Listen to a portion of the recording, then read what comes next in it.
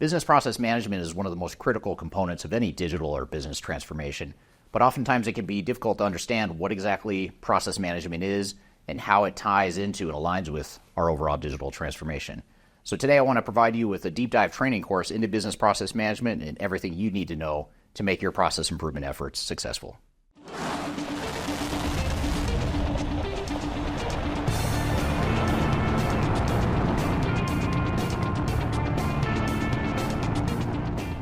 My name is Eric Kimberling. I'm the CEO of Third Stage Consulting. We're an independent consulting firm that helps clients throughout the world with their digital transformation journeys, including their business process management and their business process improvement efforts. So one of the things that we've found during digital and business transformations is that business process improvement is one of the most critical components. In fact, most organizations are going through a digital transformation because they want to improve and optimize their business processes, but oftentimes with all the different work streams and activities that happen during a digital transformation, it can be very difficult to understand what exactly business process management is and how it ties into our other activities. So what I want to do today is talk about more of a deep dive understanding of what business process management is and how it can be deployed in your organization. Now, this training is broken into a few different sections. First of all, I'm going to start off with the basic fundamental understanding of business process management, business process mining, which is a really important emerging area within business process management. And then I'm going to shift gears and talk about process improvement and how to define that future state. And then later in the segment, we'll give some examples of actual business process mapping exercises as well.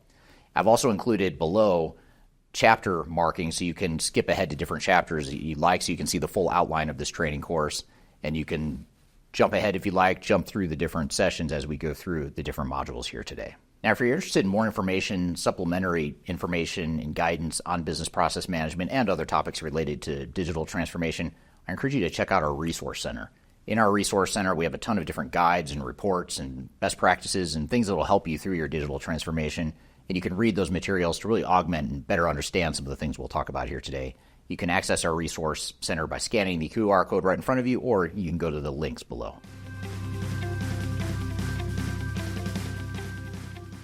First, it helps to dive into and understand and unpack what exactly business process management is. And to help us understand this, I've included a couple of our team members from the Third Stage Consulting team to help explain what business process management is in a fair amount of detail. So let's just go ahead and jump right in and get started with this, Brian. First and foremost, what is business process management or process improvement? Sure thing, Cameron. And, it's important to, people listening are going to have a variety of different degrees of exposure to this. So depending on where you're at in your journey of familiarity here, you may have heard a lot of different terms, whether it's Six Sigma or BPM, TQM, process reengineering, continuous improvement. There's a number of different methodologies and frameworks and tools out there. And they all have different areas of focus. They all have value. But for what we're going to get into today, I really want to focus more on the similarities and what they mean for your organization and not worry too much about the distinctions of what each of those techniques are. So really the guiding principle around this, what's critical is that how your organization gets work done, that is central to your mission and to what you're trying to do. So it's your processes that are what connect your people to your customers and to your organization's goals. So managing your processes, it's about understanding what your processes are, how they're getting done, how well they're getting done. It's about aligning them to your goals, making sure that they're serving your organization the way that they need to. It's about managing the effectiveness of these processes and ensuring that the effectiveness and the efficiency, I should say, ensuring that the way your people are getting work done is really serving what you need and that you have an eye into how that's happening. And it's about continuously monitoring and improving that. So to the extent possible, you want to be gathering data on your processes and being able to really see the health of your processes, how they're supporting what you're trying to do, and being able to focus on and improve the processes that need improvement. Excellent. Thank you for that answer. Then one of the key words I just heard was continuous process improvement. So sounds like it's something that needs to continue. It should never just, we do it one time and we're done.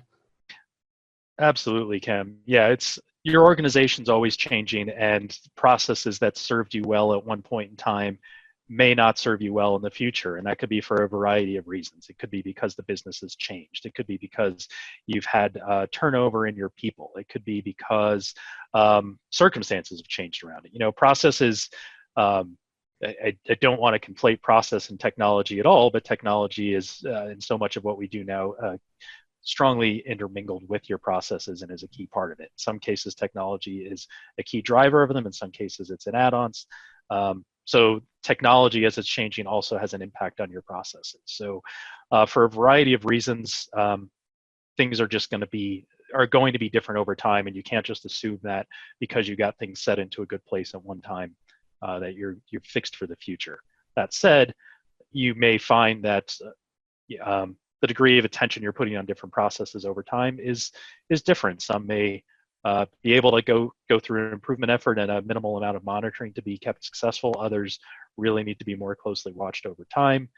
Obviously, it'd be great if you can put as much attention to all of your processes as you can over time, but just recognizing limitations and resources, you do need to have a good understanding of what are the processes you have out there, how important are they, which ones are you going to put your time and attention to and devote your resources to. Excellent. Well, thank you for elaborating on that. And I think this would be a good time to switch gears here, and we'll maybe ask who should be involved in this business process management or process improvement. Sure thing, Cam. So there are a variety of roles you want to get involved in this. And one of the key areas that I haven't brought up in this that's important here is the idea of cross-functional processes and looking at your processes end to end. So often you may have teams that do some work on their own processes. They may do brown bag sessions and map things out and say, this is what we need to improve, but they may not be optimizing for that end-to-end experience. So defining your processes in an end-to-end fashion is a key part of that. And so doing, it means that when you want to undertake process efforts, you need to be able to bring in these cross-functional teams who are involved in the end-to-end process. So you don't just want to have, say, an operations team without having the sales team that's connected to it. You need to make sure that you are closely linked. And it's not to say every single session involving every process needs to touch on everyone, but you need to make sure you're really looking at where are the handoffs and processes and how do you engage the people across them. So the types of roles you're going to have in this, you'll need to have subject matter experts who have familiarity in different key areas. And you need to make sure, too, that these are people who know on the ground what's happening. You may have very knowledgeable managers who have a good understanding of the big picture and what's happening, but it's often true that they're disconnected from the reality of day-to-day what's happening in those processes. It's not to say they are by definition, but you need to be careful that you're not just assuming that someone who oversees the process actually knows how it's getting done. So in addition to those subject matter experts, you should have business process owners, people who are responsible for that end-to-end process. And a lot of organizations may have done exercises of defining and assigning business process owners, or they may not have. So that's really a key role where you need to make sure that there is a person who is accountable to the health of that process and who's going to be overseeing it over time. And the other piece you need to bring in, of course, is someone to facilitate sessions. So there are different roles that can do this, and depending on the type of effort you're getting in, you may look for people with a vast amount of experience in doing something like this, business process analysts, someone with, whether or not certifications can be a good thing. It's not just certifications that matter, and people can learn to do this. But this is a type of area where if you don't have people who have experience in this, you're going to need some help. That's an area where there's organizations like Third Stage that we can step in and help with something like this. And there are plenty of ways to get some outside help if you don't have that skill set within your organization. Awesome, thank you. And thank you for distinguishing the difference between a business process owner and subject matter expert. I know that sometimes there's confusion during sessions that there's a mix-up. And so is there anything additional that we need to show to distinguish? Like the business process owner is more so responsible for that process, like they're going to sign it off. The subject matter expert, it could be a number of people working underneath them in different departments, like you said. Are there anything else that we can distinguish the difference between? When you have workshop sessions, are you bringing in the business process owners with all the subject matter experts? What's that kind of look like? It's important that you need to understand your organization, what the roles people are doing and how they're going to contribute to a session like this. So, one of the key things you want to make sure, and I'll get around to directly answering this question, Cam, but just for some background on it, you want to make sure that the people you have involved are ones who are able to both understand the process and be able to think towards what the future state needs to be and look to build onto what are you trying to get to.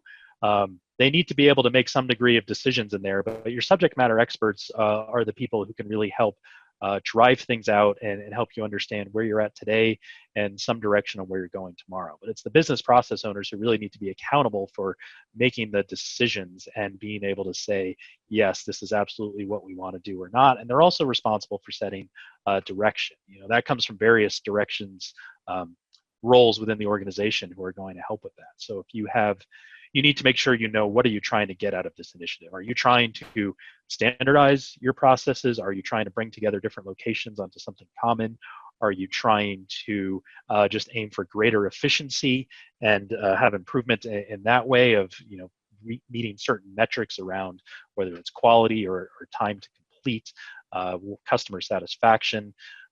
Obviously, everything's got to be linked towards your customers' goals in the end, but making sure that you are really clear on what the direction is and what you're trying to get to. So ultimately, it's the business process owner who needs to be accountable for that within. So they have a key role for sure in the before any changes are implemented in your processes, that they're the ones who need to be comfortable that that's the direction you want to go.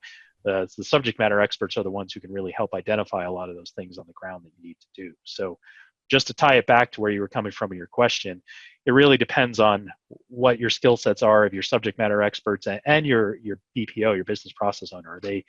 Are they going to add value sitting through this time and working through the mapping with people and defining everything, or are they best positioned to do a review after the fact and help set some direction based on those things that are found?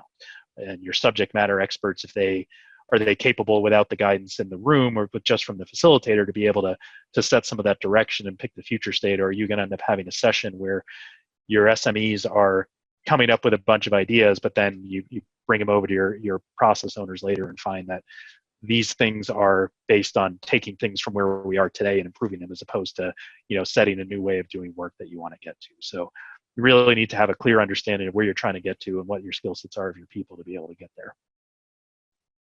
Excellent, thank you. And there was one thing you mentioned, it was initiatives, and I think this would be a good time to maybe link up process improvement to digital transformations. So what does that look like? Absolutely. So, organizations, the term digital transformation, some may think of as a buzzword, and it can mean a lot of different things. It is to a degree, but it's a helpful umbrella in which to think about the impact of technology and what it has on our organizations and how you're trying to modernize and use technology to your advantage. And as I mentioned earlier, processes are not they're not your technology directly, but technology does have a big impact on things. So I like to I don't think of process as strictly it's driven by technology. It's your processes that really drive what your technology needs to be, and you need to align that, but the capabilities you get out of technology are important. So as you're looking into an effort where whatever kind of project you're doing or initiative you're undertaking that is connected to your business processes, those processes and your business or organizational goals are what you need to think about as in terms of driving that forward. So if you're in the early stages of saying, for example, we want to get a new ERP system, we want to drive our organization forward and increase efficiencies in our supply chain, in our purchasing, in our manufacturing, in our finance, HR, whatever it is you're trying to improve there, you want to make sure that initiative and the technology you go with is aligned to where you want your processes to be. You don't just want to jump into, let's pick a technology and assume we're just going to latch on to whatever that technology has to offer, and our business will follow suit. That's a recipe for failure if you just assume the technology alone is going to make those changes. You may decide that you want to follow those, I hate to use this term, but it may apply here. There are some scenarios where just using best practice technology processes within a technology is the direction you want to go. But that needs to be a well thought out and considered decision where you're still understanding that some parts of your business may not fit into that. You need to understand, really put the time and effort into what it is you're trying to do and how is that going to drive the technology decision, and making sure that anything you're doing from a technology perspective is aligned around where does your business and your organization trying to go. Excellent. I think the big driver there is the business drives technology, not the other way around. And So that was a great message. And I think that kind of rolls into, how does a company's future depend on process improvement, whether it's digital transformation initiatives or just generally business process management, which is a continuous process throughout the company's life. So how does this future depend on it? Yes, it's critical. This is, of course, an interesting time to be doing this as we're recording this in late March of 2020, and we know the world is undergoing fast changes. Organizations, they look different, very different in many ways now than they did a month ago as we're dealing with the impacts of COVID-19 and what the stay-at-home measures and social distancing are doing for organizations and their customers and their businesses. It's a time of dramatic change, and this is looking at your process is one of the key things you can do around that to deal with this uncertain future. If you're in a place where your business is struggling as a result of a sudden downturn that's through no fault of your own, this is one of the things you can do is look at your processes and see how they can be modified to meet the changing circumstances. Are there areas where you may have people that can be redeployed to doing things a little differently? Do you have the ability to roll out some new products or services that are central, close to what you do today, but may require some change in the way you work in order to operate? So these are things that are strategic goals, but the execution of that strategy is driven by processes. And so it's looking at your processes that can enable you to do that. You may be in a position today where suddenly, say if you're in a food business or a medical device type business or something that's really stepping up in these times, you may need to then, you're dealing with influx of demand that you are not used to handling, and it may be driving out differences, gaps in your processes that you haven't seen before, or maybe you've seen them and didn't think they were as impactful as now suddenly as your volume increases and your expectations are higher and higher from your customers, that you need to take a look at these things and get them fixed now. So processes always enable you a mix of some quick win improvements, things you can step in and do now just by getting people together and taking a look at what you do, as well as driving strategic goals for the future and being able to align your organization around where you're trying to go. And again, I just want to tie it back to what I said earlier. This is that your processes are what connect your people to your customers, to your end goals. And so to Cameron's question about how does this impact your future, it's the business processes that are really at the ground floor of making things happen, and the execution on what you believe is important and what your strategy is. Your people are the key to that happening, but your people get work done through processes. So it's being able to have a good understanding of and an ability to make those, shape those processes around what you're trying to do. That's critical to surviving and stepping out above your competition to do what you need to do. Excellent. And definitely, as things can slow down for some other industries, this might be the perfect time when they're having that remote workforce to bring people together and start focusing on these processes. It's something that you can do and something that's necessary. And without knowing the timeline of how long we're going to be on this, slow moving business trend for some industries, maybe we can, companies can try to enhance those processes. I would say, with everything we've discussed today in business process management, do you have any additional thoughts, comments that you'd like to add in general? Final thoughts for people watching, to key takeaways from this video?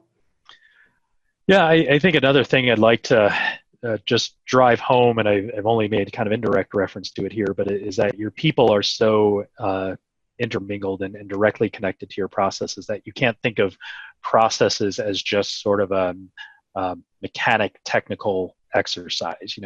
And as you're making changes to your processes, recognizing that these have an impact on your people, the way they do work, and even people have an identity of what they are as a worker. And if you're making changes to processes, that is something that can drastically change the way they view things and how they operate. So it's really important to make sure to continue to look at the people side of things. And as you're doing these processes, as you're implementing improvements, that you're looking at the impact to your people and undergoing organizational change management activities that are going to help you and help your people to adapt to any new realities that come about. And some of these things may seem small, but if people are used to a certain way of communicating and interacting with their coworkers, and that gets changed, and in some cases it may be, again, one we're seeing a lot today is remote work. Someone may have turned to the person behind them to hand off a paper every day, and now they have to do it remotely, and it may be more efficient and easier and more trackable to do it remotely, but you recognize there's a difference in the way people are connecting and getting work done and the way they think about it. So you can't just assume just by saying this looks more efficient on paper that it's going to happen that way. You have to think about the people aspect of it if you want to make sure you're achieving your goals out of this.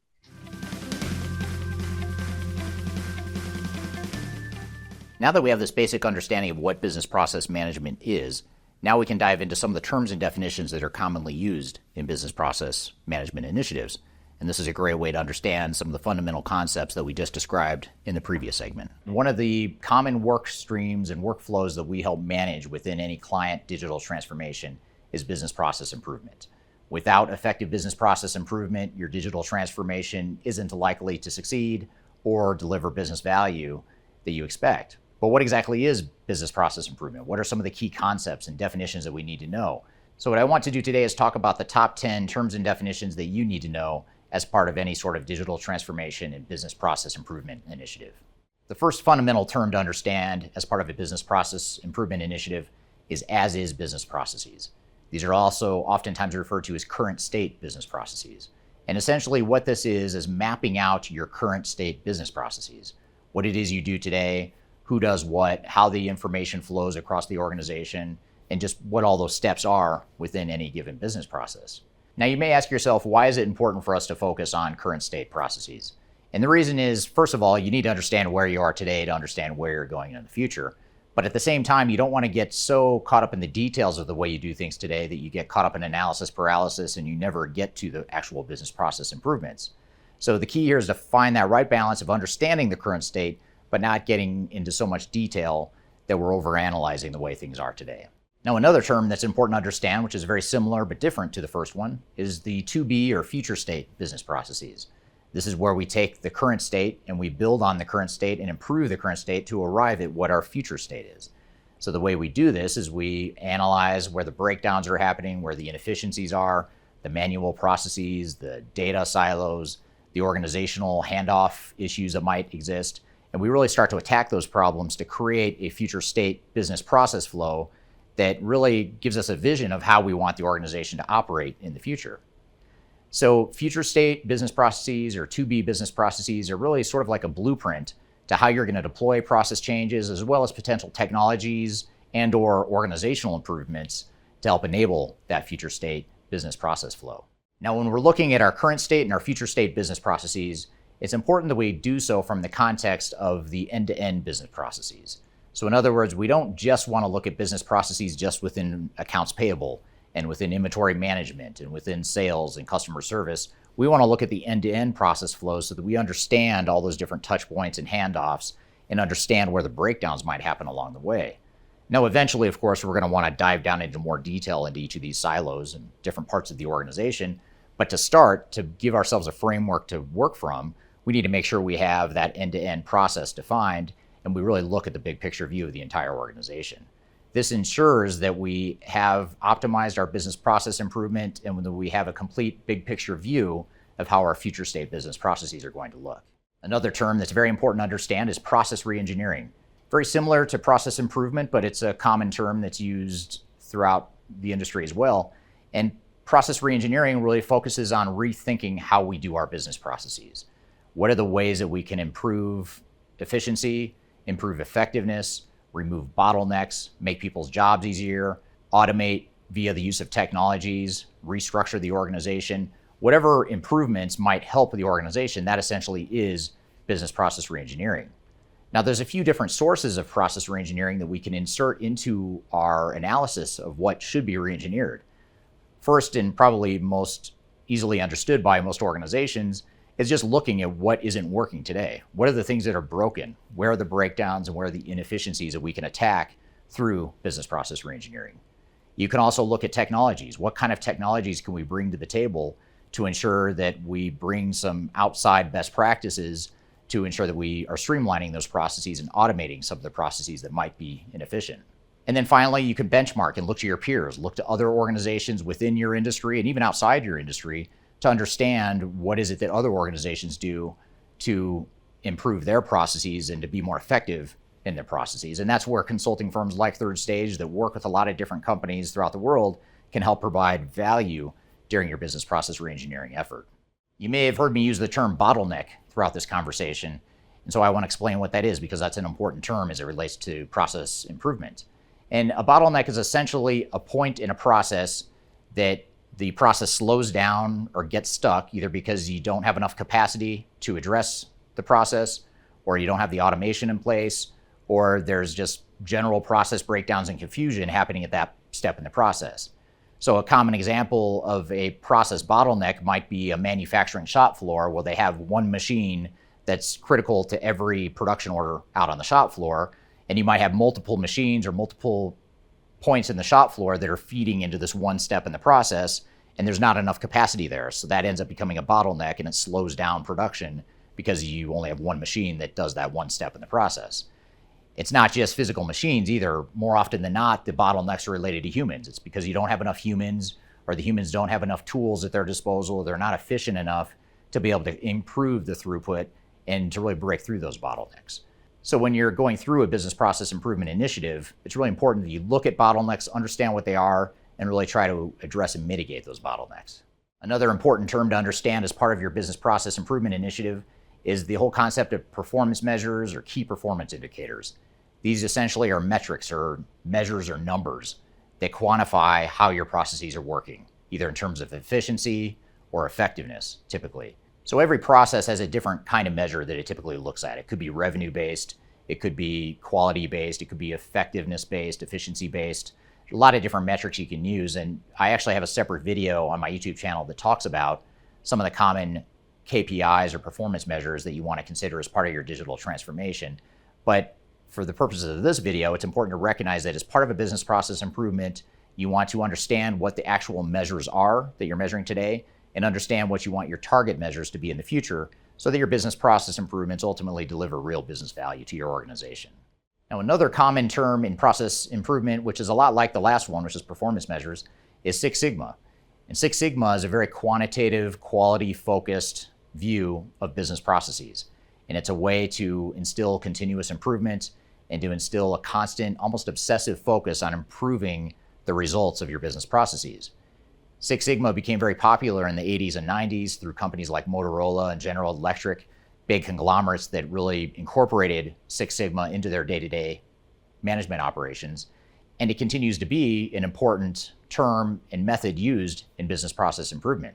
Now, I have a video on my YouTube channel that dives into Six Sigma in more detail, so I encourage you to check out that video on my channel. But for the purposes of today's discussion, it's important to understand that Six Sigma is a statistical-based, quantitative, rigorous methodology to business process improvement that a lot of organizations use.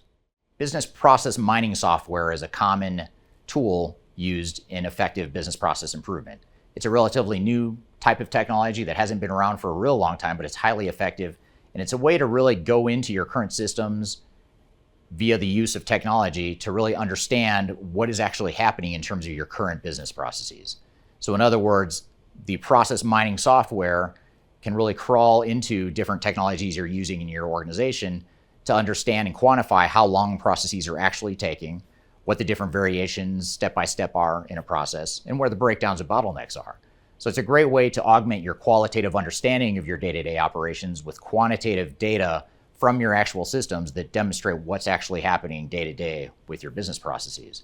So business process mining is a type of tool and technology and a term that you really should understand as you initiate any sort of business process improvement. Another common analytical tool used during business process improvement is a term called gap analysis. Now, a gap analysis has a couple different meanings or use cases in the term in the context of business process improvement. The first gap analysis is typically between your current state and your future state business processes. And this is really cataloging and identifying where all the improvements and where all the changes in your processes are going to happen. And the reason this is so important is because it helps you articulate, prioritize, and communicate what those changes to the business processes are. The second type of gap analysis that's very common is a more technology or software gap analysis. So looking at your future state business processes and what you think you need from your operations and comparing it to potential software options and doing a gap analysis of where those gaps are so you can evaluate your technology options. Regardless of which way you might use gap analysis, it's an important part of analyzing your business processes so you can make the most of your process improvements. Last but not least, change impact is a term that you should understand as it relates to business process improvement.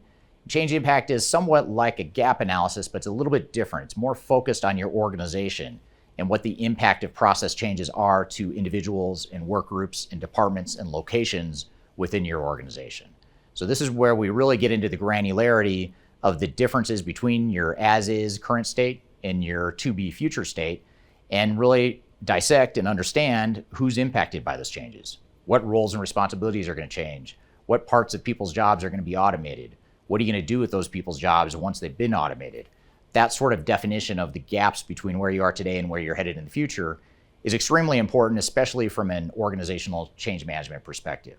This enables you and gives you the inputs to create an organizational change strategy and plan that's the most effective and most aligned with your overall transformation goals and objectives. One of the more important and emerging tools that is becoming increasingly important in the field of business process management is going to be business process mining. And business process mining is a really fascinating tool that allows us to automate and get more data related to our current state business processes, as well as what we think our future state business processes may be. So in order for us to fully understand our current state and fully define and refine what our future state is going to be, business process mining tools can help us get there faster.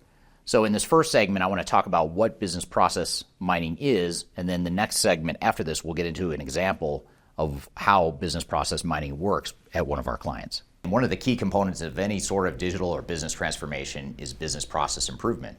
And historically, business process improvement has been managed fairly manually. You have conversations and workshops with people to understand the current state and the future state, and based on that qualitative discussion of processes, you define what you want your future state to be and how you're going to improve your business processes.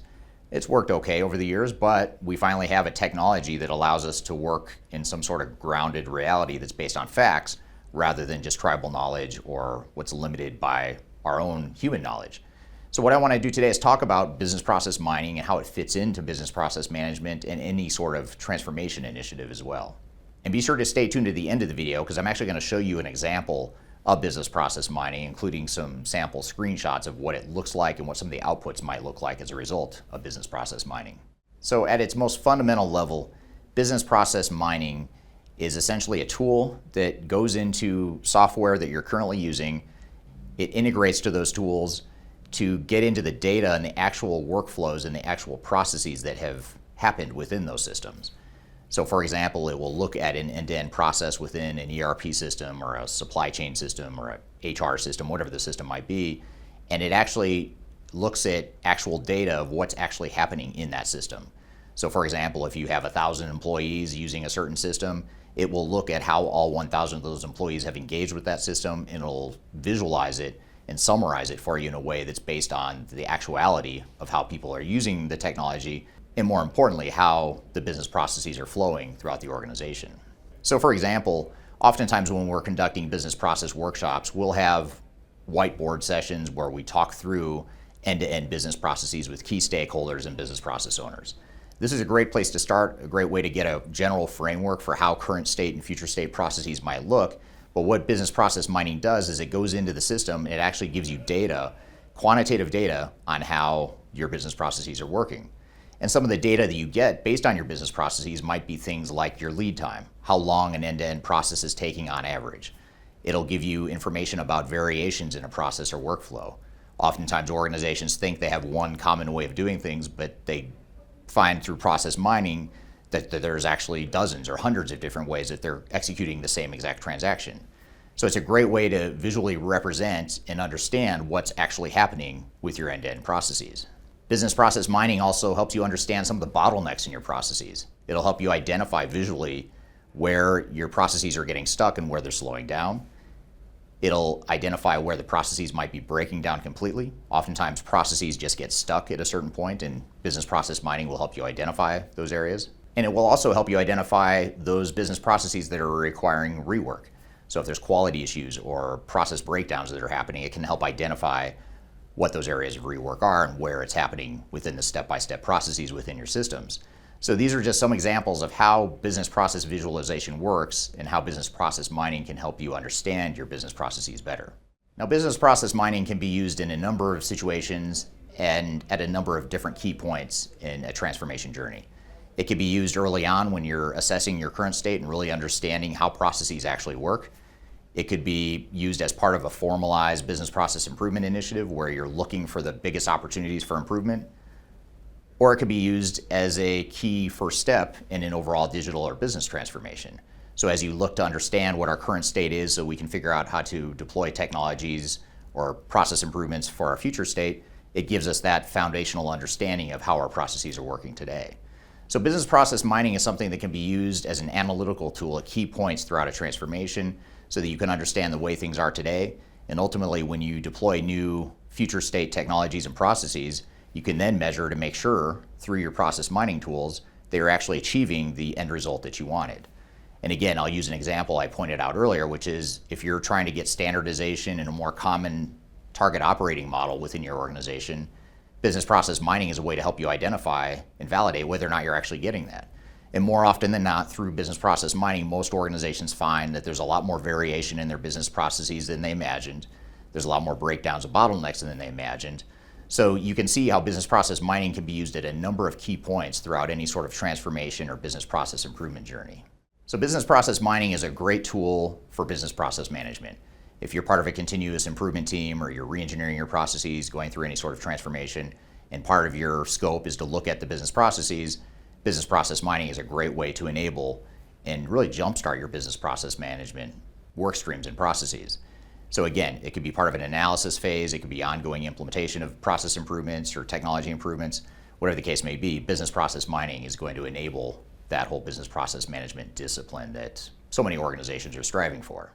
Another secondary but really important benefit and role that business process management has in any sort of transformation is that it enables organizational change management, the human side of change. So as we look to how we're going to improve our business and where we are today, business process mining is probably the best way I know of to get a realistic understanding of how business processes are actually working.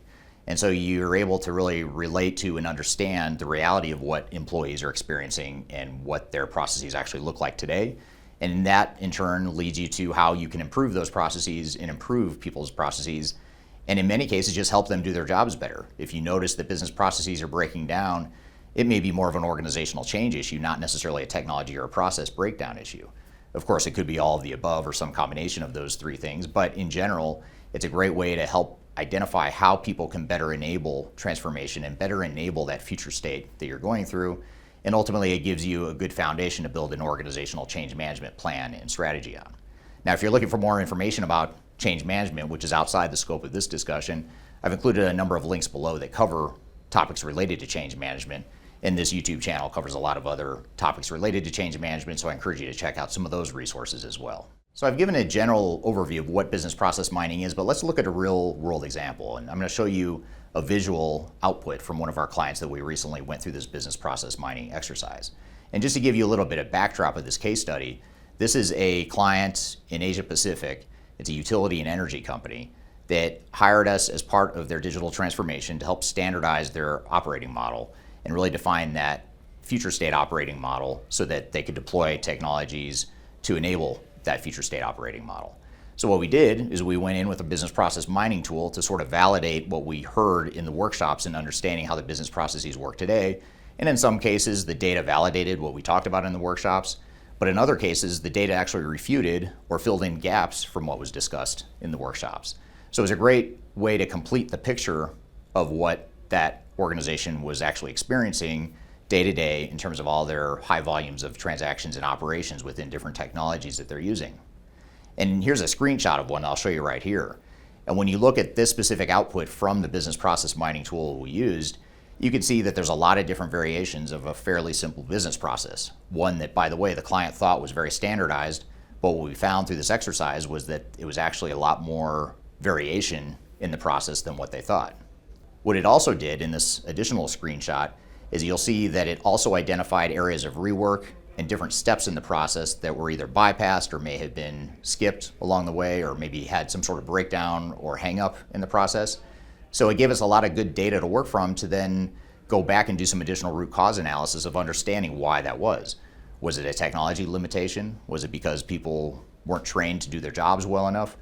Was it some sort of configuration issue? We needed to reconfigure the technology, or maybe we needed a whole new technology to better enable that process. But whatever the case may be, it really gave us an important, realistic input into understanding what it is we needed to do to enable better processes as part of our overall digital transformation. And by the way, it allowed us to do that based on facts, based on real data from what is actually happening within the organization, rather than hearsay or tribal knowledge, which is always subject to human limitations. Now that we've discussed what business process management is and what some of the key terms and definitions are, as well as what business process mining is, now I want to dive into an example and a case study of how we deployed business process mining to lead to some business process improvement exercises at one of our clients in Asia Pacific. So what we'll do in this next segment is we'll have Wayne Holtham, who is the Executive Vice President of our Asia Pacific office based out of Australia, and he's going to talk about a case study from one of our clients where we recently engaged and embarked on a business process mining exercise. Process mining. It's one of those terminologies that we always come up with new terminology and how we actually do things. But it's important to think that process mining is probably we have now the ability to be able to see things we couldn't see before. And just to give you a bit of a feel, I think hopefully you don't feel I'm too old, but it's about 45 years since I commenced work. And so in that time, you learn and pick up a few things. And processes have always been one of those, I suppose, challenges that people have of, when we start something, we do something, we have a routine, we have a process, we go about the way we do something the same way, sort of thing. And then we bring someone else into an organization and they come along and they have their own set of views, and we end up with a whole lot of processes that we hope are the consistent or the way that we want them done. So what we find is that over time, those processes can be different. The way people do things, we change roles. And as we've gone into the world of digital enablement, we find that that's becoming more and more of a challenge for us, because where we could cope with the fact that people could do processes a certain way and we could accommodate that, and when they went on leave or holidays or left the organisation, someone would come in and pick it up and we'd do a different way, but we'd still get the service delivered or what we were looking to achieve.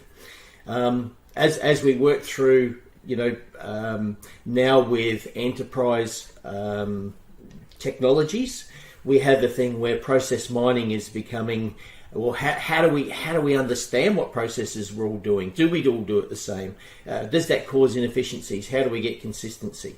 And so in my past life, as I mentioned many years ago, back in the late 90s, there was a process that came out where we talked about process re-engineering. So we'd actually look at organisations, we would unpack what they do, and we would actually then try and align the processes. It worked well for smaller organisations, but when we talk about big organisations, global organisations, very difficult, because there's a lot of factors that go into it. Just even the fact that there's a huge number of people involved in the process. And so process mining is something that technology has given us. In my mind, it's the crystal ball. It's that thing that says, all of a sudden, what are we doing? How can we actually go in and improve? How do we monitor what we're actually doing? So yes, it's a new world. It's a great opportunity, and you can probably tell I'm a bit excited about it, because over the last 4 years I've been involved in working with organisations And what I could see back in the late 90s, where we were actually re-engineering processes, a lot of the processes were manual and they didn't rely on digital platforms to support them. Whereas today we truly have embraced digital platforms, and we need consistency. We need people to be able to do things the same way. And if we want to automate, we want to do AI, we want to do robotics. That's what it works on. It works on the fact of consistency of process. And if we don't have anything like that, it's very difficult to actually put in automation. So as we walk through today, we'll actually have a bit of a look at process discovery. You know, it's one of the things we've many times organisations will have gone through a discovery of their processes. We'll look at the barriers to process mining, because there are distinct barriers that people have, and they aren't the barriers you might think. It's not that it's hard to do, and it's that taking that quantum leap into something that may actually show a reality you don't want to see. So we'll talk about that as well. We'll look at the benefits of process mining, and we'll also look at the process performance measurement. And I think that's an important thing, because it's not about understanding just what your processes are. It's making sure that they stay the same and operate the same and provide the same level of performance as you design them to be ongoing, evergreen. And so to me, that's a very important step for process effectiveness, which supports all of your digital platforms and how they actually operate.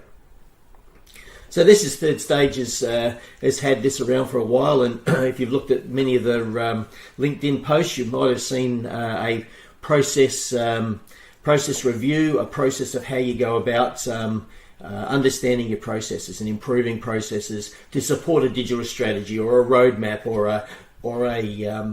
a change program. So you know, these are the basic steps that we would go through. But when we start looking at what is available as tools to be able to help us do that, current state is always one of those areas that we go, well, we need to probably understand current state before we move forward to actually implement future state, because that guides what change we might need, how much effort we have to actually put in, what type of interfaces or what type of architecture we might need in our digital platform. And so you know, they're an important step to be able to get us to the future state. But I suppose the one thing we're looking at is when we are triggered by a digital platform, or we are putting in a new platform, we find that we need to understand, why are we doing it? What are the goals? What's our objectives? How are we going to operate differently in a new world? So that's obviously a first step. And then we get into the current, evaluate our current processes. It's, you know, identify what our future should be. You know, are we going to get any benefits out of it? What are the metrics that we're actually going to measure those processes? And in the past, it would have been hard to be able to do those things. It's hard to actually measure process performance, because how do we measure it? Whereas a lot of process mining tools allow us to be able to keep a look on, keep an eye out, keep a view on how things are performing. And then obviously identify the change impacts. If we have thousands of ways, and in some organisations that we've worked with, there are literally thousands of variants to the way organisations do processes, and that's usually because over time they've grown and people have done different things. Technology may be harder to use, they've created workarounds, and so you get all of these different variants. And then when we come in and we say we want to put in best practice, best practice is about saying, well, we want consistency, we want it done a certain way, we want a level of alignment across the organisation. And so that's probably the challenge that most organisations have, and that's where a lot of failures come from, is that fact that, you know, they don't understand that they actually do their process or the way they go about their business differently across geographies, across different divisions, across all areas of the business. And so one of the big steps is to be able to bring that back, align that, get that back so that it's as close as it can. Then best practice has a chance. Then automation has an opportunity. Then robotics has an opportunity.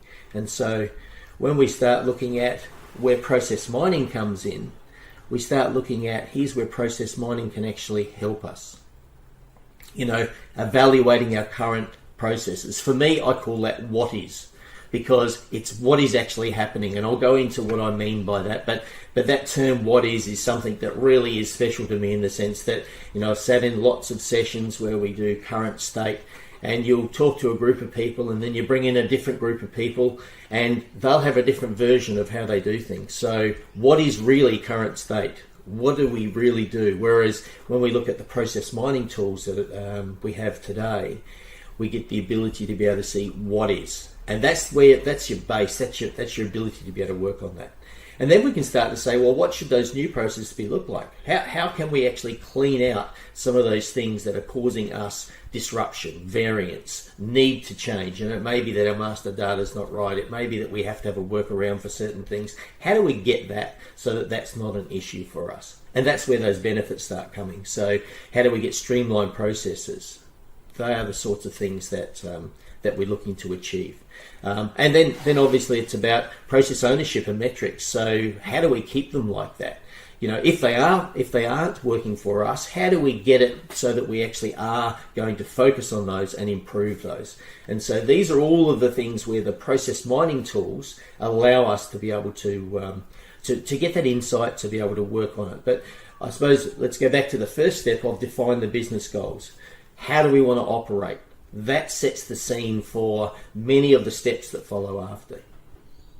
But you can see here the old way that we would do it. And so many post-it notes, many days, many weeks. And a lot of consulting firms actually build a career on this because they know that this isn't a simple process. And when you've got to get a lot of people involved, you have to get a clear understanding. And you need to probably have a bit of skill when it comes to the facilitation piece of this to be able to really challenge, is that really how it happens? Or is that how it happens in this division? And so what you end up with is that fiction or that best guess, and that's always a challenge, because if we're moving forward and we're going to put in a digital platform, and we might spend millions and millions of dollars putting in what we call best practice, yet we operate in a way that isn't really clear, or we have many ways of doing it, it makes it difficult for us to actually go and get that digital platform to actually work as efficiently and as effective and for us. So that's the challenge. Whereas if we look on the right hand side, here's what process mining does, and the tool that we use is and I'm not saying it's the only tool to use. There are a number of tools out there. Signavio is a tool. Spoke to a client just recently, and there's a Microsoft based tool that's out there for some of the Microsoft products. But the one Celonis actually does all of the major ERP digital platforms. So first tier, second tier, there's plugins for all of those. So it probably covers the widest range, and it's recognized in the marketplace as being probably the leader when it comes to process mining tools. So that's I suppose a bit of background on the tool set. But let's not focus on the tool. Let's focus on what it actually gives us. And if we look on the right hand side there, we can see a few squiggly lines. That is actually a process, and that's a process that actually was a standard process. In this case, it's actually in an asset management space, and so we have work orders, and we complete that work and then we close it out. And so that's what this is representing for us. But you can see here that in this we have 87 different variants of that one process. So that means that in our organization we do it 87 times different. And so you go, well, it's very hard for us to be able to say, well, if we're implementing best practice, which one of those 87 is our best practice? And so the aim is to be able to say, well, what's causing us to have to do these things, or have these variants, or have these differences in what we do? And so this is what gives us that, and that's why I talk about it being a crystal ball. This is the view that we actually have, and we can drill down and continue and look at every one of those 87 different variants. In this case here, I think we're looking at the top 7 there. And that gives us a view of what we can actually change, where our differences are, why they're actually happening. And the lower screen actually starts to give us a view of drilling down. So we could actually pick at any one of those points and find out how often it happens, when it happens, what's the circumstance it happens under. And so all of a sudden you actually have really good fact, really clear detail. And for some people, that's quite challenging, because in the past, they built a career on hiding behind their process, and they were the only one who could do that. And when they went on leave or they went out of the system, all of a sudden the business felt it. And so for them, they really were needed. It's that thing of, you can't lose me out of the organization because you wouldn't survive as such. And so, that are some of those things that cause the challenges we have when we're implementing new digital platforms, is the fact that we have humans, and humans like to do things their own way. But if we want to embrace technology, we want to improve, we want to actually get automation, rely on artificial intelligence, do all of those sorts of things, we need to be able to start to understand, what are those differences? Why do we have them? Are they of any value? Do we need them? And what is probably the most simplest way to be able to do things? And when we have organisations that have been around for a long time, you can imagine how much legacy, how much background.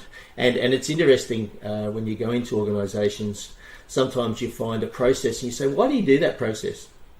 Well, I don't know. I was taught to do it when I came in, and that was 20 years ago. And we still do it. But we've got another process that we were told we had to do. So we do that one and that one. And so we end up with this lot of duplication. And these are things that that we want to remove out of our organisations. We want to be able to get what's the smoothest, simplest, frictionless way of doing a process. And so it's important for us to be able to identify what is happening. And that's why I talk about what is. It's the factual, it's the detailed. Barriers, and this is something you most people go, oh, what's the barrier to it? Is it hard to put in? Is it difficult? Well, essentially what it is, it's a connection into your data set, because every time you actually transact in your digital platform, you leave a fingerprint or a footprint, whichever you want to call it, and that leaves us a trail of breadcrumbs to be able to put together those maps you would have seen there earlier, where we're saying, well, this is what actually happened at this stage, and this took this diversion, and this took this, so we can actually follow that without having to sit in a room and ask people, what do you do? How do you do it? Why do you do it? Because all of a sudden we have it available to us. The next piece for us is to be able to say, well, okay, now we know that. Why do we do it? Does it add any value? Different discussion, but it's one of those things you've got to get to that point. And the big challenge is when you start looking at whole business, enterprise, we need to involve our senior leaders. And many of our senior leaders really don't understand, and I'm not being disrespectful here, because it's not their role to probably understand every intricate detail. But with that comes a blind side. It becomes a blind spot of an organisation. And so, they are reported certain metrics to say, here's how we are performing. But no one ever puts a metric up that says, we are red in every quadrant. We perform really, really badly. It's only until really it gets to that point where there's no other choice. You can't choose any other colour but red, that you do it. And so getting senior leaders to actually see the value of consistent process, defining processes, leveraging an efficiency program instead of managing inefficiency. It's a challenge. And so when you're working with organisations, there's often this hesitation to actually adopt what I call the new world of digital process mapping. Because people go, well, I'm not sure what it's going to show me, and I'm not sure I trust what it says. But when you actually get in and you actually start looking at it, we worked with a client just recently where they wanted a design, a process design, and what they got is they got a learning of how many different ways they do things. They actually learnt that there was so many different ways and workarounds, they actually never used their ERP to its potential. I think it's about 2 or 3% of people actually use the ERP. They reported into it. They didn't actually transact in it. And so these are all learnings to say, well, if I'm going to spend millions of dollars putting in a new ERP platform or a new technology platform, I want people to actually use it, not have it there and just, how can we trust the information that's in it? So senior leaders, it's a key thing for them to be able to embrace the ability to say, well, let's look at what we do. Let's not think that we are perfect. Let's understand, let's discover, let's look at what is possible. An effective process involvement is only effective when it's improved end to end. Many times we'll have organisations, I've worked with different divisions of organisations, and they come in and they go, I want you to look at our processes, and we want to map them, and we want to fix them. And you go, well, you have a input area, or you have an area where another division feeds you information, service, whatever, and you have an output. So your piece you could improve, but how do you know that if you're actually getting information or getting materials or you're part of a process that is an end-to-end process, you just improving your piece doesn't actually add value to the whole organization. And so you need to take a step back and not have that silo view of processes. It's one of those things that organizations, we've divisionalized organizations over time, but we do need to take that step up and say, well, many of the divisions need one to support the other to deliver the other, and that's where this end-to-end concept, and it's not even a concept, it's actually a reality, has come in.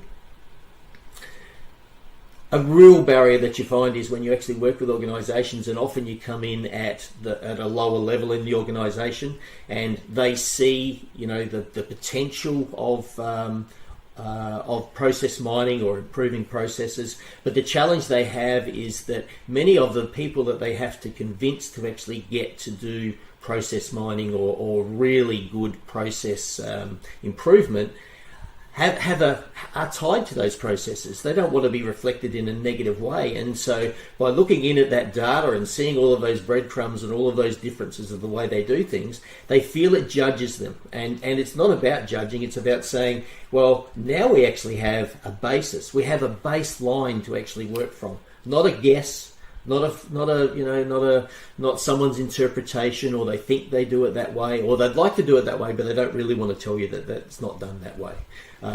So that's one of the areas. It's very difficult to be able to break that little barrier.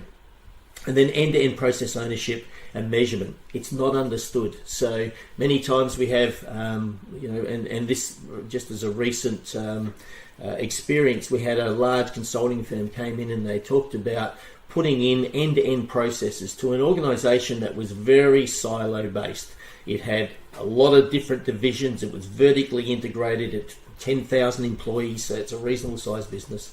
And so their level of process ownership was that they had their little piece of the process that they felt they owned, but and they were responsible for. But did it enhance any other area of the business? Could it be measured? No, it couldn't be. And so that's one of the challenges that organisations face, is that when they look at processes, they look at processes on a divisional base. And so you need to look at process ownership at a level where people can actually make the difference and view what performance needs to be. And you can also monitor how that is continually operating. So you've actually got the feedback saying that this process is still working as efficient as it can be. And when it's not, we're mature enough to actually say, what's going wrong? How do we fix that? And we pick it up and learn it quickly. Before we actually let it get out of hand, we create a workaround and we add something else in and we get more complexity. And then soon as we've actually started complexity, it continues to grow, because all of a sudden we create that domino effect. We fix one thing, we break another. Whereas when we look at end to end, we can make sure the whole line of the process is actually seamless. Benefits. And for me, there's a lot more benefits than I actually have listed on here. And at the end of this session, I'll finish early, and we'll ask some questions about what people think about whether they've seen benefits or whether they could see some of the benefits. So I won't rabbit on the whole time. So apologies for just running through the presentation, but it gives us a basis to work from. So accurate what is process flows. They act as that baseline, as I mentioned. It's something that you can't underestimate, knowing what really is happening, because only then can you actually start to address and rectify and align. Because once you get people aligned and understand, I don't even know why we do that, or that doesn't even make sense to do some of those things, then that alignment piece is a critical part, and it supports your change, and change becomes a much easier process when people go, I'm not fighting this change because it makes sense for us to do that, because I can see the value that it actually creates. Clarity. how many different ways of a process is carried out. And so when we can actually start to see why all those workarounds are in there, or what is causing those workarounds. So it's not always people doing it wrong. It's they have to in some cases, because the business actually hasn't got maturity in some areas of their business. They may have poor data that's actually causing some of this. Or they may have never been trained to actually use a system, so they actually find it easy to slip out into a spreadsheet and do some work and then push those numbers back in, which challenges, do we actually have a source of truth anymore, is probably the question that you raises there. And then we look at process effectiveness. If we actually measure the performance of a process, then that becomes evergreen. If we ever do anything else in the way of putting in a new digital platform, a new change to the business, we have a really clear understanding of how our business operates. Whereas today, many businesses don't have that. And so they embark on, it's like a mystery tour of how to actually put in a digital platform where I don't even know what processes we do. I don't know what the impact's going to be by putting in best practice. And so at the end of our delivery, we find that we've got these gaps. All of a sudden, it doesn't do it the way we used to do it because we had 10 spreadsheets that we relied on to actually give us this information. And so you can see why there's so many challenges and risks that come with digital transformation. And this is one of those ways of it's a risk buster in the sense that you actually get the ability to see what you're actually doing. Adopt best practice, and best practice is one of those things that there is world's best practice, and I hear that so often. But what's best practice for your organisation to maintain a competitive advantage? And I think that's the difference. If we look at a lot of the disruptors that have come out in recent times, your Ubers, your all of those sorts of organisations that come in and have actually built a market where there was already an existing market, and they've actually muscled their way in and created a new market. And so it takes a lot to do that. But why have they done that?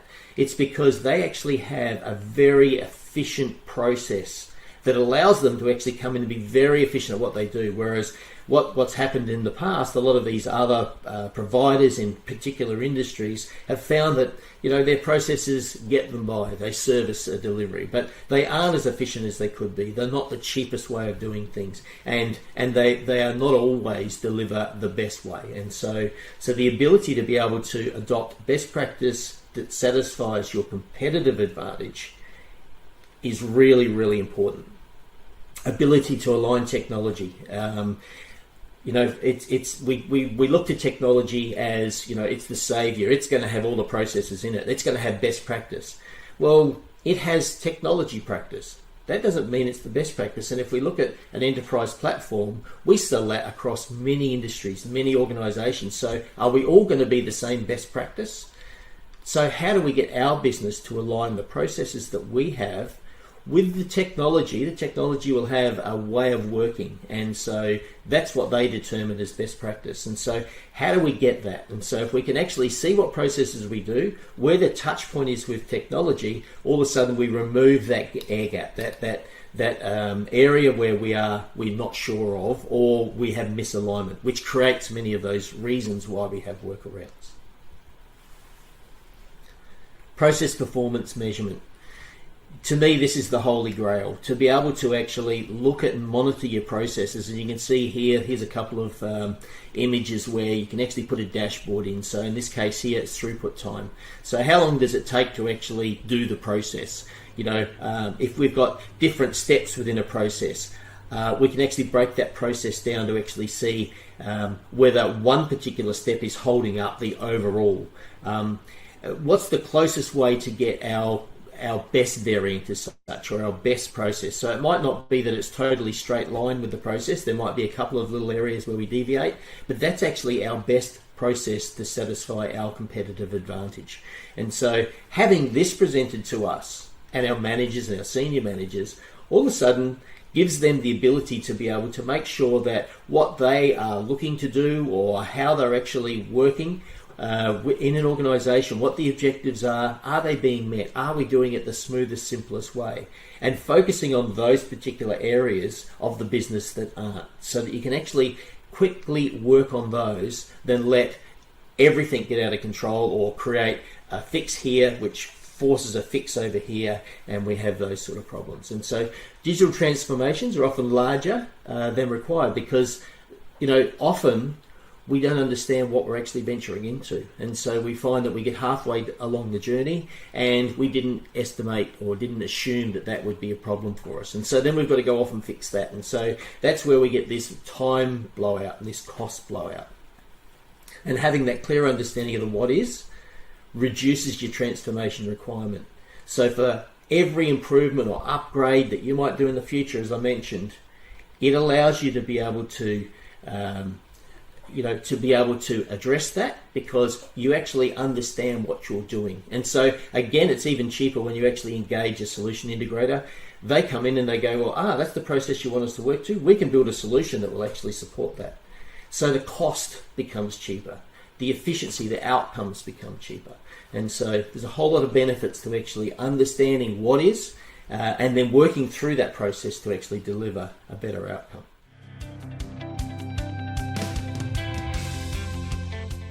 Now that we understand business process management at a high level and we've talked about business process mining in some detail, now let's talk about how we differentiate between current state and future state. How do we get grounded in our current state, but also at the same time define what our future state should be? That's what we'll cover here in this module. Before I dive into the how we address as-is and to-be business process management, it's helpful to understand, first of all, why is business process management so important? And one of the problems with the digital transformation space is you have software vendors out there that are sort of downplaying the importance of business process management. They'll tell you that you don't need to worry about either as-is or to-be because their software will tell you what your future state's going to look like. You don't need to worry about your as-is because you're going to get rid of it. You don't need to worry about your future state because their software is going to tell you how your processes should work. This is a big mistake, and it's a big misleading statement that software vendors often make. And the reason for that is because your business processes and your future state processes and business requirements should define and inform what types of technologies you deploy, how you deploy those technologies, and ultimately how your business processes are going to improve. And if you don't spend the time to define what your current and future state is, you're not going to understand what that blueprint is for how you're going to deploy new technologies, new process improvements, and also how you're going to enable organizational change management.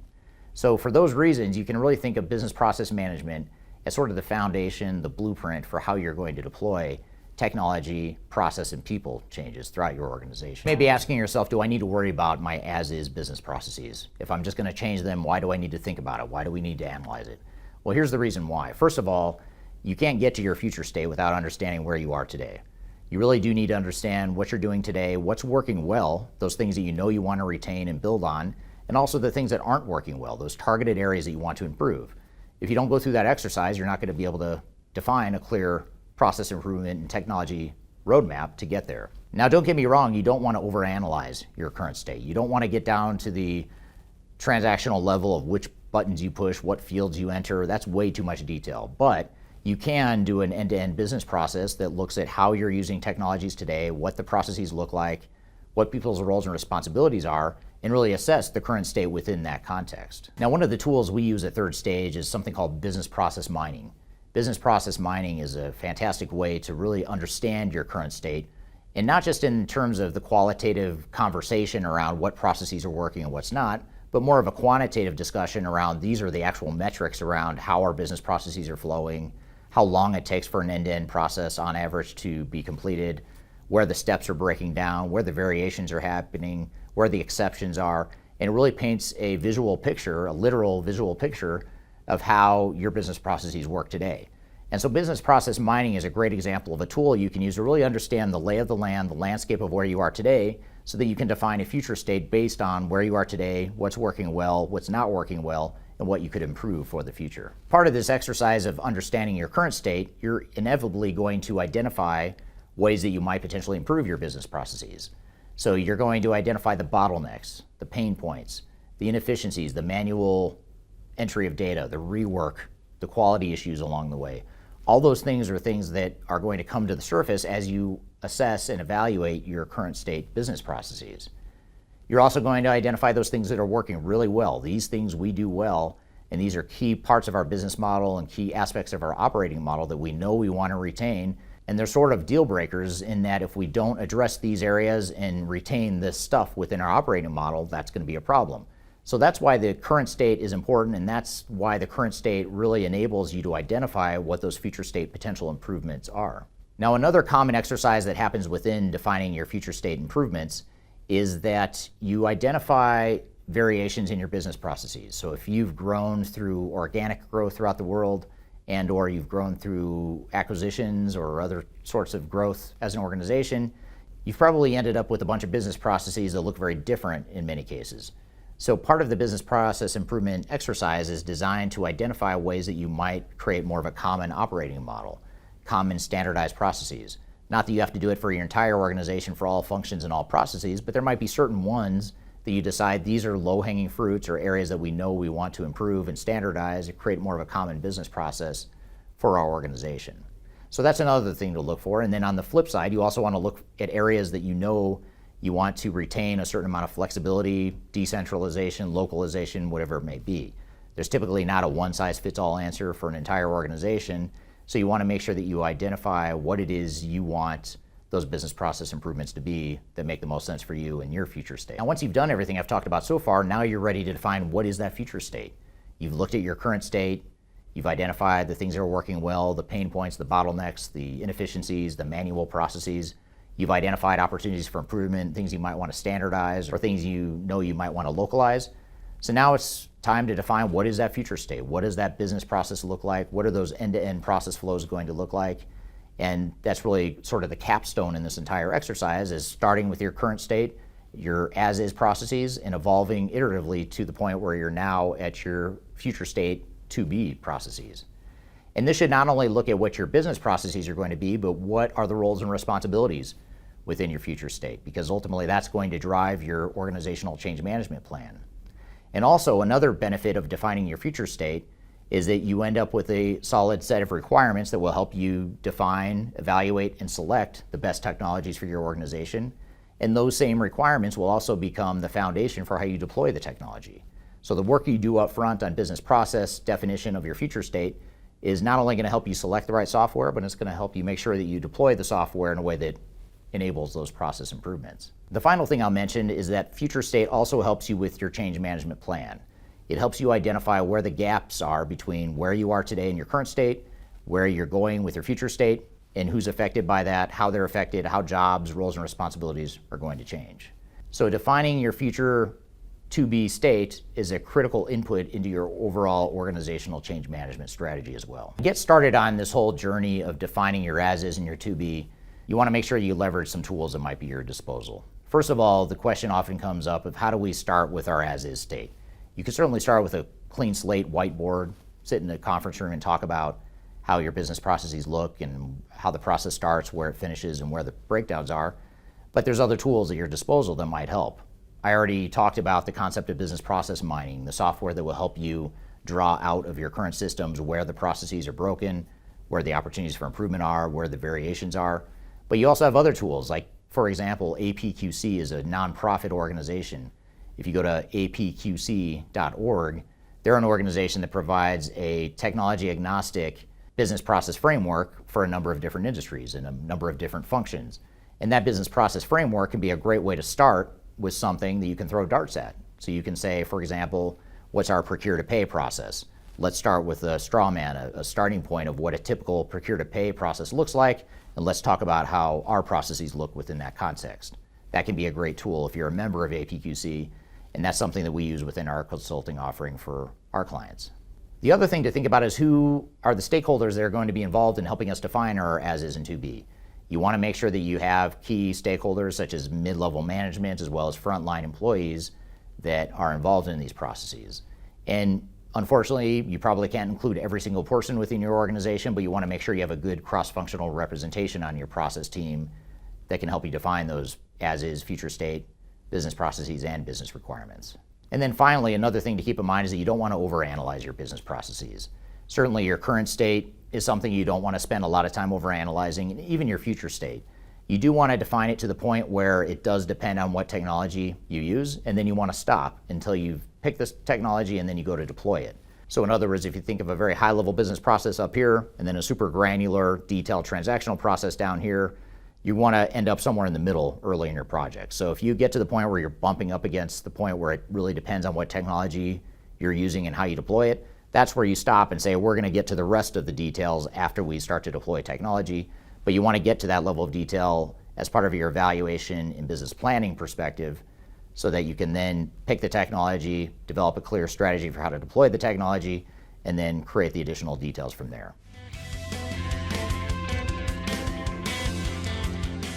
Now, to build on this difference between current state and future state, I want to dive even deeper into future state. And this is really important because most of us are going through business process management exercises not to dwell on the past or dwell on how things are today, but more importantly, to focus on what it is we want to be doing in the future and what we want our operations to look like in the future.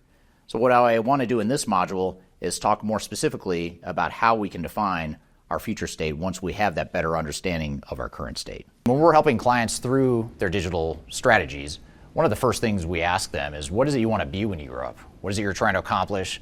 What do you want your future state of the organization and your operations to look like? And for that reason, it helps to take a look at where I am right now. And I'm in a vacant office that's just right down the hallway in our office building where Third Stage is based. And as you can see, it's vacant. It hasn't been built out yet in terms of furniture. There's no people here. There's no computers. There's no equipment. And this is a lot like a digital strategy. When we're defining a digital strategy, we have a clean slate. It's an open book. We can do whatever we want, essentially. Yes, we have some confines of the limitations of the building. There's certain things we can and can't do within here, but there's a lot we can do. And if I were to say that we're going to move our company here and this is going to be the place, the physical place of our company or our organization without any clarity, people are going to show up with nowhere to sit. They're not going to have the equipment they need, and it's not going to work well for the organization. So that's a lot like what we're dealing with here with defining a digital strategy, is we have to define what it is we want to be when we grow up and clearly articulate what the organization and the operations and the people of the digital transformation are going to look like, and that's what I want to talk about here today. The first step in defining what it is you want to be when you grow up as an organization is to define what your digital strategy is. When I say that you should define what your digital strategy is, I'm not talking yet about choosing specific technology or actually going through the digital transformation yet. What I'm talking about is defining that vision and the overall strategy and roadmap for the digital transformation. So for example, when defining your digital strategy, you want to look at a number of different work streams. One being your business process model. At a very high level, what is it you want your operational strategy to be? What do you want your organizational strategy to be in terms of the impact to people? And in general, what are the sorts of technological strategies you might deploy to enable your overall digital strategy? Those are just a few different examples of the components of digital strategy that you need to define. And the key here is to have that high-level framework, that high-level vision of where it is you're headed as an organization. And this digital strategy provides the foundation for other work streams and other activities that I'll talk about later in this video. Some other examples of high-level digital strategic decisions that you would need to make would be things like, are we going to standardize our operations across a multinational organization? Are we going to become more of a flexible organization? Are we going to use a tier 1 big ERP system? Are we going to look at more of a best of breed approach? Are we going to become more of a data-driven organization? These are just a few examples of key decisions that need to be made and key plans and strategic frameworks that need to be put in place to enable those decisions. Now, I'm not going to get into the details of how to conduct a digital strategy, but I do have a video where I've done so. If you click on this video right here, it actually dives into our digital strategy methodology here at Third Stage. And in this video, I walk through all the details of a robust digital strategy methodology. So I encourage you to check out that video if you'd like to learn more about what a digital strategy is and how you might deploy it at your organization. But in the meantime, it's just helpful to understand and keep in mind that having a clear digital strategy is step number 1 in terms of defining what you want your future state to be. Once we have a clear digital strategy, we can then move on to the next phase of our digital transformation. And typically, once we have our digital strategy defined, we can then start to define what our future state business processes are going to look like.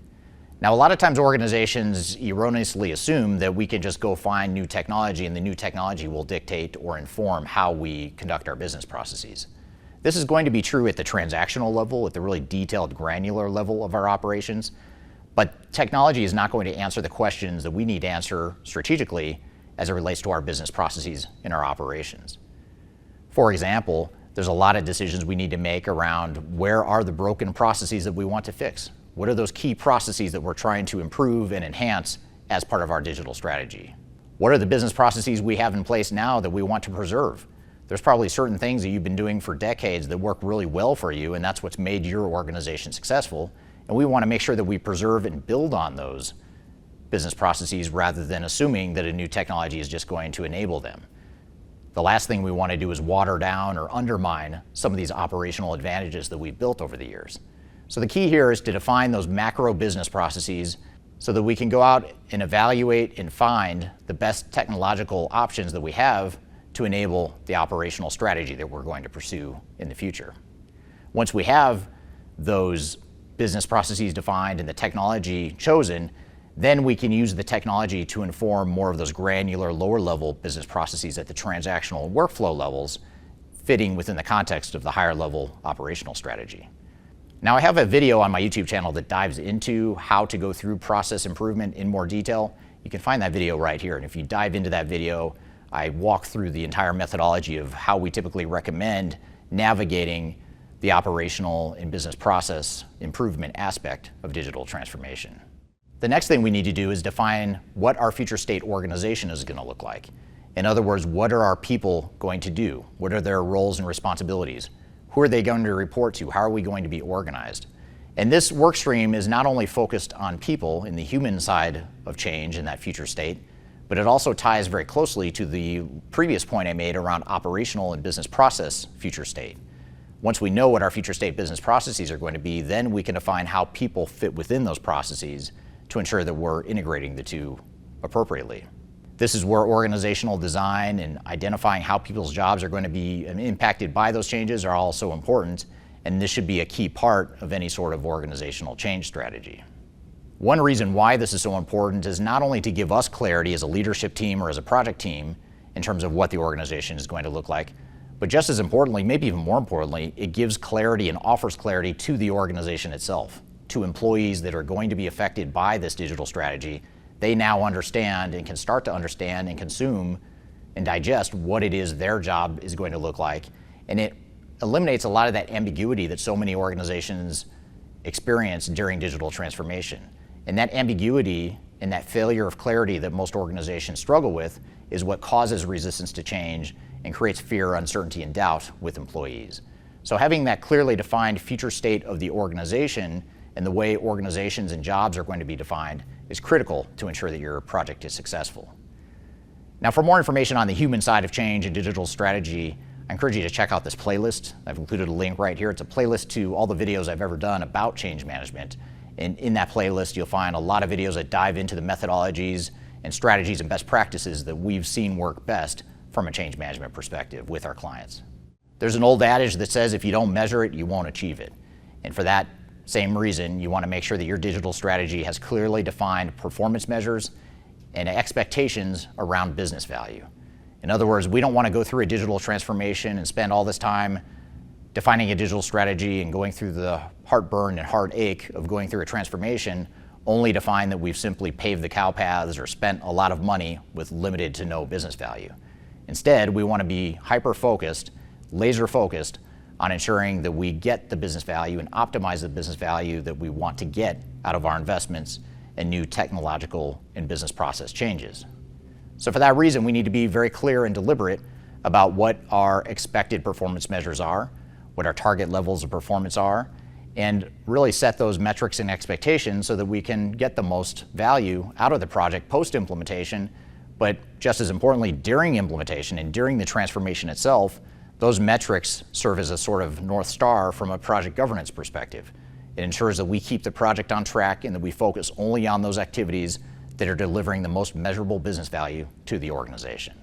So for that reason, as part of defining what it is you want to be when you grow up, you also need to define what the performance measures and the business value are that you expect to achieve when you grow up as an organization. Now, once you've done all these things that I've mentioned so far in this video, now you want to dive into defining in more detail what the digital transformation roadmap looks like. Now we understand what our overall strategy is going to look like from a digital perspective. We know what our operational future state is going to look like. We know what our organizational future state is going to look like, and we know what we expect to achieve in terms of business value and performance measures. Now we need to take all that as an input and define a digital transformation roadmap that accomplishes those things that we're trying to accomplish.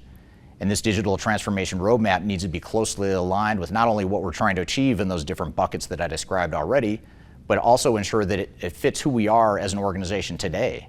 It fits our tolerance for risk. It fits our staffing availability. It fits our budget. It fits our tolerance or expectations around time.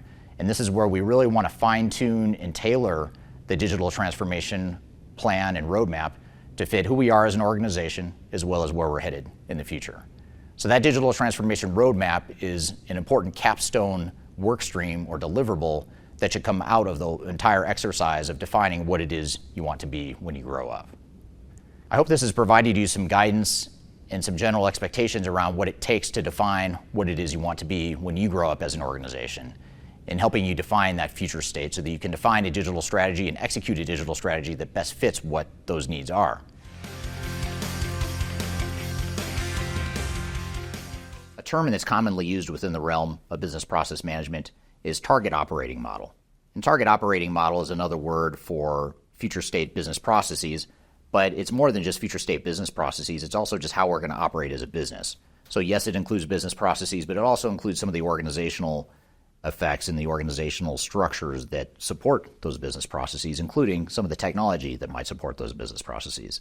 So in this next segment, we'll dive into what a target operating model is and how it ties into overall business process management efforts. One of the things that I know we've seen, on clients together, and I suspect you may have seen this in your past too, is that you get so enamored by technology oftentimes that the technology becomes the centerpiece instead of the operating model. And so that, that subtle nuance sort of changes the focus. I mean,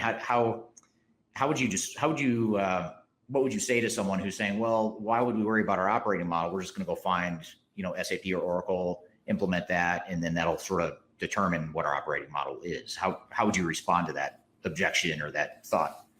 Well, it's interesting. I had the same question asked of me yesterday from a client. It's one of those things where it's trying to help them understand where because they have challenges, they have pain points. And so the reason they're putting technology in usually is to overcome those challenges. And it's misguided in a sense because the vendors sort of say, well, yeah, technology will fix it all. But what is quite important to recognize is the reason those pain points are there is because it's more about process and how they operate. Technology is just a component of that. And so when we start talking about how we would address and overcome some of those pain points, like lack of capital, money, running out of operational expenditure, running out of those sorts of things, you start to tie it back and say, well, you could actually improve what you do just by the way you operate. And the technology is only going to support that. It's not going to be the complete answer to that. And so it's an interesting discussion because it's hard to get your head around because many people think operating model, well, I'm centralized, I'm decentralized. As many of the big consulting firms come in and believe that operating model is for you. It's, that second level is where, how are we going to operate? Now we're growing, context has changed. There's disruptors that have happened in our world. Is our operating model still the same as what it has been in the past? And that's why you need to consider those things up front because your context has changed. And so technology is only going to either enhance that or cause you some more issues. Right. Yeah, that makes total sense. So on the, I guess on that, along those lines with does the technology drive the business operating model, or does the operating model drive the technology? Is that true in most cases that you see that is best practice? Would you consider that best practice to sort of define your operating model first, or does it depend on the client, or how would you determine the right approach there? Your operating model depends on the client and the type of industry you're in and the type of organization you are. Technology is really it should only support it and influence, the operating model should influence what technology is and how you use that technology. So to try and put technology first to actually create your operating model, and it's interesting that many people talk about best of breed or the leveraging technology best of breed. Well, that just makes me the same as everybody else. And so if I was an organization that wanted to be more competitive, a leader in my market, and I was best of breed, then I'm only as good as what technology is telling me to be. Whereas the operating model leverages how I can actually be the best I can be within my industry as such. We can do things in certain ways that give us, and I think the American version of that is what they call secret sauce. It's that competitive advantage that many people are looking to have in a really, really, it's a competitive world we're in, sort of thing. And so if we don't consider how we operate different than just having technology that is the same as everybody else's, then we're not getting any advantage. It's like when we play a sport, every team within that particular discipline actually plays a sport, but only a few are premiers or win the Super Bowl at the end, sort of thing. And so why is that the case? Is they play the game better. So their operating model is actually more refined than everybody else, because they play by the same rules. The rules are actually no one plays different rules. It's just they learn how to play them better. And I suppose that's the best analogy I find with getting a very good operating model in place is look at a sporting team. There's not a lot of differences that they have apart from players and how you play the game. Not necessarily, the rules. Rules is like the technology. That's the bit that's I suppose the leveler for everyone. Yeah, that's a great analogy and a really good point that ties it back to, success and failure rates in the industry. I mean, so many of these transformations fail largely because people are doing things out of order. They don't have the right strategy. They don't have the right approach to deploy the technology. It's usually not because the technology doesn't work or the technology is broken. It's usually because we haven't managed this whole concept of, what we want to be when we grow up and letting that dictate how we run our project versus I'm going to go buy SAP, Oracle, Microsoft Dynamics, whatever the product is, and I'm going to defer to that product and let that determine for me what processes or best practices are most appropriate for me. And I think that difference oftentimes can separate, in your analogy, the winners versus the losers in transformation, success versus failure. Yeah, exactly right. And it's one of those things when you see organizations that are really understanding of an operating model or their place in their industry, you see the success they have and the way they actually approach things. When you look at organizations that think, I'll get the silver bullet or the magic pill or whatever, which is technology, and they get lost in it because what vendors sell people isn't actually the complete picture, because technology is only a component. It's a feeder. If you don't have processes, if you don't have understanding of how you actually are going to use those processes, if you don't have architecture that actually supports that, then you've really just got technology. That's it, which it can be limiting in the way you use it. Yeah, absolutely. And you hit a really important point that I think is worth maybe highlighting a little bit, which is that if you're a customer, if you're a CIO or CFO or any sort of part of any organization that's about to go through a digital transformation, and you go talk to software vendors, generally they're going to tell you, if you were to present this concept to them, like, hey, we're going to define our operating model first, then we're going to bring in the technology to support that. What I've found, and I'm curious to see if you agree with this, is most of the time vendors will say, no, don't worry about the operating model. Our software has best practices, it's pre-configured for your industry, and that's just a waste of time to do that operating model stuff or that future state definition. Let our software do that for you. I mean, how do that? It sounds good. I mean, it sounds like that's what I would love to hear, or I'd love that to be true, because that would make life so much easier for everyone if the technology could just sort of figure it out for us. But I found that to not be the case. What's your experience been? Oh, exactly right. The vendors come in, and I think it's just a ploy to say, well, if I can make you feel at ease that what you're putting in is going to solve all of those problems, then you won't go and look anywhere else, or you won't actually maybe look at a different software because you realize that the software we're offering may not deliver everything that you're looking for. And I think they get a bit scared on that, and so they're very good at convincing people that, don't worry, we've got all of the answers you need, and we've actually got in our particular offering, we actually have a version that suits your industry, and it's best of breed. And that whole vision of best of breed is often overstated, because what is best of breed? As I said, is that just the leveler that everybody wants to work off? I've worked in probably thousands of businesses, and I've never seen every business work the same way.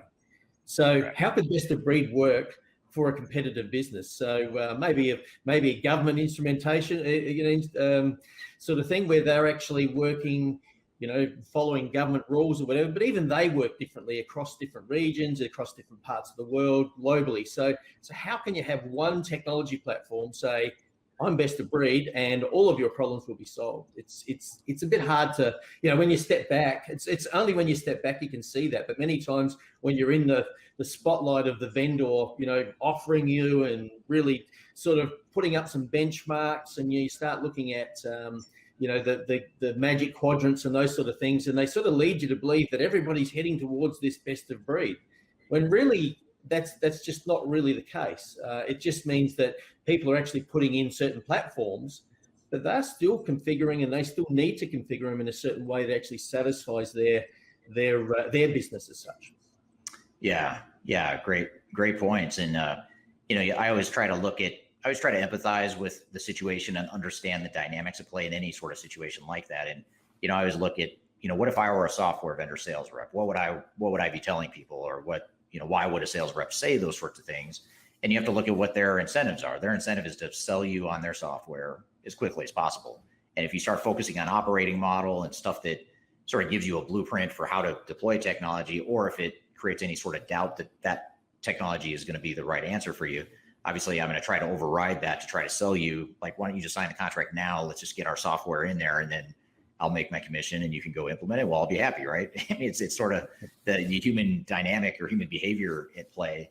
And so you just have to recognize it for what it is and say, well, let's look at what's best for our business. And I think your point is really well taken too. The point about, if every system, if there were systems out there that had best of breed or best practices, whatever you want to call it, then what advantage would any organization have over another organization? So that's one thing. And then the other thing is, it seems like you alluded to this a little bit in your last response, but it seems like you have sort of two subsets of business processes. You have your commodity processes, like your accounts payable and GL, your period end close processes, things that they're not the same across organizations, but you could probably live with whatever technology can or can't do. Or and I'm generalizing here, but in general, those processes are more commoditized and a little bit more vanilla. But when you look at things that are more specific to your customers or your product, or if you're a engineer to order complex product, there's probably processes that are unique to you that give you some sort of edge, or that could give you some sort of edge that you want to define up front and then figure out how the technology fits. So have you seen that work before, where you sort of bifurcate or separate into two buckets, the vanilla processes, and maybe you don't spend as much time defining the operating model, and then over here with these competitive advantage or secret sauce processes, you go deeper into those areas? Yeah, it's a good point you raised there, because it's I've probably, as you talk through that, it's like I've generalized, but there are best of breed in the sense of everybody creates an invoice, everybody creates a accounts payable process. So those sort of things you can say, well, they are standardized processes, and the more streamlined they are and the more simple they are, then that's what you're trying to get, because obviously that adds to additional transaction costs, which is internal costs within the business. But the other processes you talk about, those ones that are competitive advantage ones, they're the ones that you want to be able to have control of. So it is almost two different focuses on it. So one is the commodity type ones, your accounts payable, your finance, your traditional type things that there is a lot of consistency and a lot of standardization in that, which I think is helpful that organizations consider that, because many organizations complicate that part of it. And so you can see where processes are very important, in the sense that if I streamline that, I actually bring more time available back in my organization to do the things I need to do for the people who are doing those roles, instead of fighting fires. But the other part is looking at, how do I actually improve processes that actually really add value to my business, and I suppose that's that secret sauce piece. So it's about understanding that both are important, and both actually add value to your business. So taking complexity out is important, but the other piece is leveraging how you go about what you do and how you do it. Yeah, absolutely. So I'll start with Crowdcast here, and I think you can see this probably on your screen, Wayne. But Saif Chowdhury made an observation. As per my experience, clients like to seek the vendor that provides pre-configured processes that can be then used as a starting point for workshops to tweak. And that's an interesting point, or an interesting question, which is, or an interesting topic to maybe unpack a little bit. What about that concept of, hey, okay, fine, you want to, Mr. or Mrs. Client, you want to implement, or you want to define your operating model. Let's have us come in, the software vendor, system integrator. We'll come in and we'll guide those workshops based on best practice, and then you could tweak those best practices to fit your operating model, your desired future state. Is that how does that work? Is that a good approach? Is it a watered down approach of what you're suggesting, or what do you think? Well, I usually find it ends up being a slanted towards technology approach, because what they're trying to lead you to do is say, well, and they're very well versed in it. So if they start talking about certain processes, say, you'll need this extra piece of technology to be able to make that happen. And so it ends up being an additional aspect to the sales process, instead of saying, what do I really need? And many times you find that when you've had a vendor drive that, you end up with a lot of shelfware later, because what they actually sold you really doesn't work to actually satisfy. When you get down into the detail, you go, that doesn't work for us. Bad luck, I've already bought that, so that will sit there. And so that's one of the challenges when you have the vendor driving that, because there's no objectivity. And when you look at what they do, is they don't know your business. They have never worked in your industry.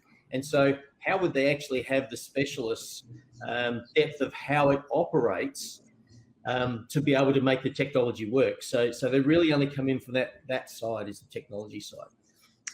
Yeah, I agree with that. And it seems especially true for, call it the bigger ERP systems. So like the SAP S/4HANAs of the world, the Oracle ERP Cloud, Microsoft Dynamics 365, those big ERP systems, generally you're more likely to run into issues or situations where the technology just doesn't do what you need it or want it to do. But in those workshops, to your point, they'll say, okay, well, let's figure out a workaround, or here's an alternative. And that's okay, but oftentimes it gets really watered down, and it's just a limitation of the technology, or you're sort of boxing yourself in, you're sort of compromising what you really want and need out of your operating model when you take that approach. And maybe there's parts, like if you're doing an S/4HANA implementation, maybe there's parts of your organization that shouldn't be using S/4HANA. That's not a terrible thing to admit and say, well, maybe we shouldn't use S/4HANA for CRM. Maybe we should go use Salesforce. Maybe Salesforce is a better fit. So to your point, yeah, you don't want to get sucked into saying, okay, well, we'll just buy the whole product for across the enterprise without really knowing what our future state operating model is, because you're probably going to end up with some parts of the business that just don't function well. Yeah, and what they tend to do is actually blindside you to actually what other options are there. So like you say, Salesforce or something else might actually be a better fit. But you will never get that if you've actually invited the vendor in to actually do those early workshops, because as far as they're concerned, there is nothing else in the world apart from their particular piece of software. And so it's not until later that you actually realize, geez, if only I'd done this. But you're with an ERP for how many years? On average, 15 years is the time you're with an ERP platform. So it's not something you're going to change straight away. You're just stuck with it, and that's a real problem, because if you're putting something in, you don't want to be something that holds you back after you've deployed. You want to be able to really get that value back out of that huge spend that you've just gone through. Yeah, absolutely. Get that ROI that you're looking for. So a couple other comments, actually. Here's a couple things from LinkedIn here. There's one person, Jeff Weber, says operating model is the horse and technology is the cart, which that's a maybe even simpler analogy than the sports analogy you used earlier. And I like that. It's which comes first, the horse or the cart? And then a question here from Rajendra Singh Negi. I may have butchered your last name or all of your name. I apologize for that. His question is, get data about organization and processes. Tech could help, which leads to the operating model. Get technology to help. I'm not 100% sure what he's asking here, but it sounds like he's asking, or maybe making a comment that technology supports the operating model, and it helps the business model versus being driven by technology. Or driving the operating model. It sounds like is what he might be alluding to there. I think one of the things there with technology determining your operating model, there are some tools out there that actually will help you actually understand how you operate as such. And so there is some technology that will help guide you with that. But it's not what your ERP platform or CRM or HCM technology is. It's you finding the gaps within it to actually guide how you should operate. So it is an informer as such if you use the technology in that way, but we're talking different technologies. And so one is a understanding and insight and allows you to be able to monitor that you are maintaining your operating model and the procedures that sit underneath that, process sit underneath that. So that technology is there in place. And I think it's probably becoming more mainstream as people look at that to actually guide them on the bigger piece of their journey is the larger implementation of a ERP, a CRM, whatever that might end up being. So yes, there is some technology that can help you understand how you are operating, so to give you a bit of insight. So it's just not a guess. Now, as we're defining our future state target operating model and our future state business process improvements, it helps to look at other organizations and understand what some of the most common business process improvements are so that we can be thinking about how we might apply those same improvements to our business. So in this next module, I'm going to talk about a summary of some of the top business process improvements that we typically see with our clients. And when we're going through digital transformations, inevitably most of our clients that we work with are doing it because they want to improve their business processes. They want to automate, they want better visibility, they want to be more efficient, more effective, provide a better customer experience, better employee experience, manage their supply chains better, all those different reasons why organizations go through digital transformations. So what I want to do today is talk about the most common business process improvements as well as the business process improvements that have the greatest opportunity for business value within digital transformation. And the reason this is so important to understand is that so you don't lose sight of the potential value that you could be getting out of your digital transformation. The first and most common improvement that organizations expect to see in digital transformations is automating manual processes. This is oftentimes the first thing that comes to mind when organizations think about their digital transformations, and it's oftentimes the lowest hanging fruit. It's the easiest thing to address as part of your transformation, which is why it's the most common. So when we think about automated business processes and getting rid of some of those manual processes that you have in place now, that applies to a whole host of different functions and business processes within your organization. It could apply to your marketing automation, the way you manage and track your sales force, your supply chain management, your manufacturing, your warehouse management, inventory management, procurement. All those different components of your business can be automated, and you can take away some of those manual processes, those spreadsheets that you're using to track data and manipulate data. All that stuff can go away, and so you can start to look at ways to get rid of those manual processes so that your employees can spend more time managing exceptions and doing more strategic work as it relates to their day-to-day business processes. Now, if we look at any sort of enterprise technology, whether it's an ERP system or CRM, human capital management, supply chain management, manufacturing execution, a lot of those different types of technologies are starting to use machine learning as a way to further automate manual business processes. So in other words, they're taking highly repetitive, redundant business processes and using automation to automate those processes and to do some of the thinking behind some of that more mundane work so that employees don't have to manually transact all the stuff that they're transacting today. So for example, if you're in the accounts payable department of your organization, instead of processing each and every single purchase order that comes in, it may be the machine learning can learn what the common normal purchase order processing might be so you can process those for payment. And it also knows when there's an exception or an anomaly that needs to be flagged for human intervention. And that can eliminate 70, 80, or even 90% or more of the manual work that maybe humans were doing prior to automation. So this is just one example of many that organizations are doing to enjoy the benefit of automation as one of their key business process improvements. Another key business process improvement that organizations often realize from their investments in digital technologies is centralized visibility to information. So rather than having to manually go search for data, go into different systems or ask people or go look in spreadsheets or manipulate data to get the data you really want, now you can have centralized visibility into a whole host of business processes and outputs from those business processes. And this is something that can be a game changer for a lot of organizations, not only because they're spending less time manually going to search for that data, but because now they have easier access and more real-time access to that data, and they can make better decisions and just have better visibility and understanding and insights into what is making their business run, what's working well, and what needs to be improved. Some of the specific technologies and functions that technologies can provide in today's enterprise technology space is the world of dashboards and business intelligence. You look at tools like Microsoft's Power BI or Tableau. Those are two business intelligence tools that can bolt onto other systems to provide that sort of visibility.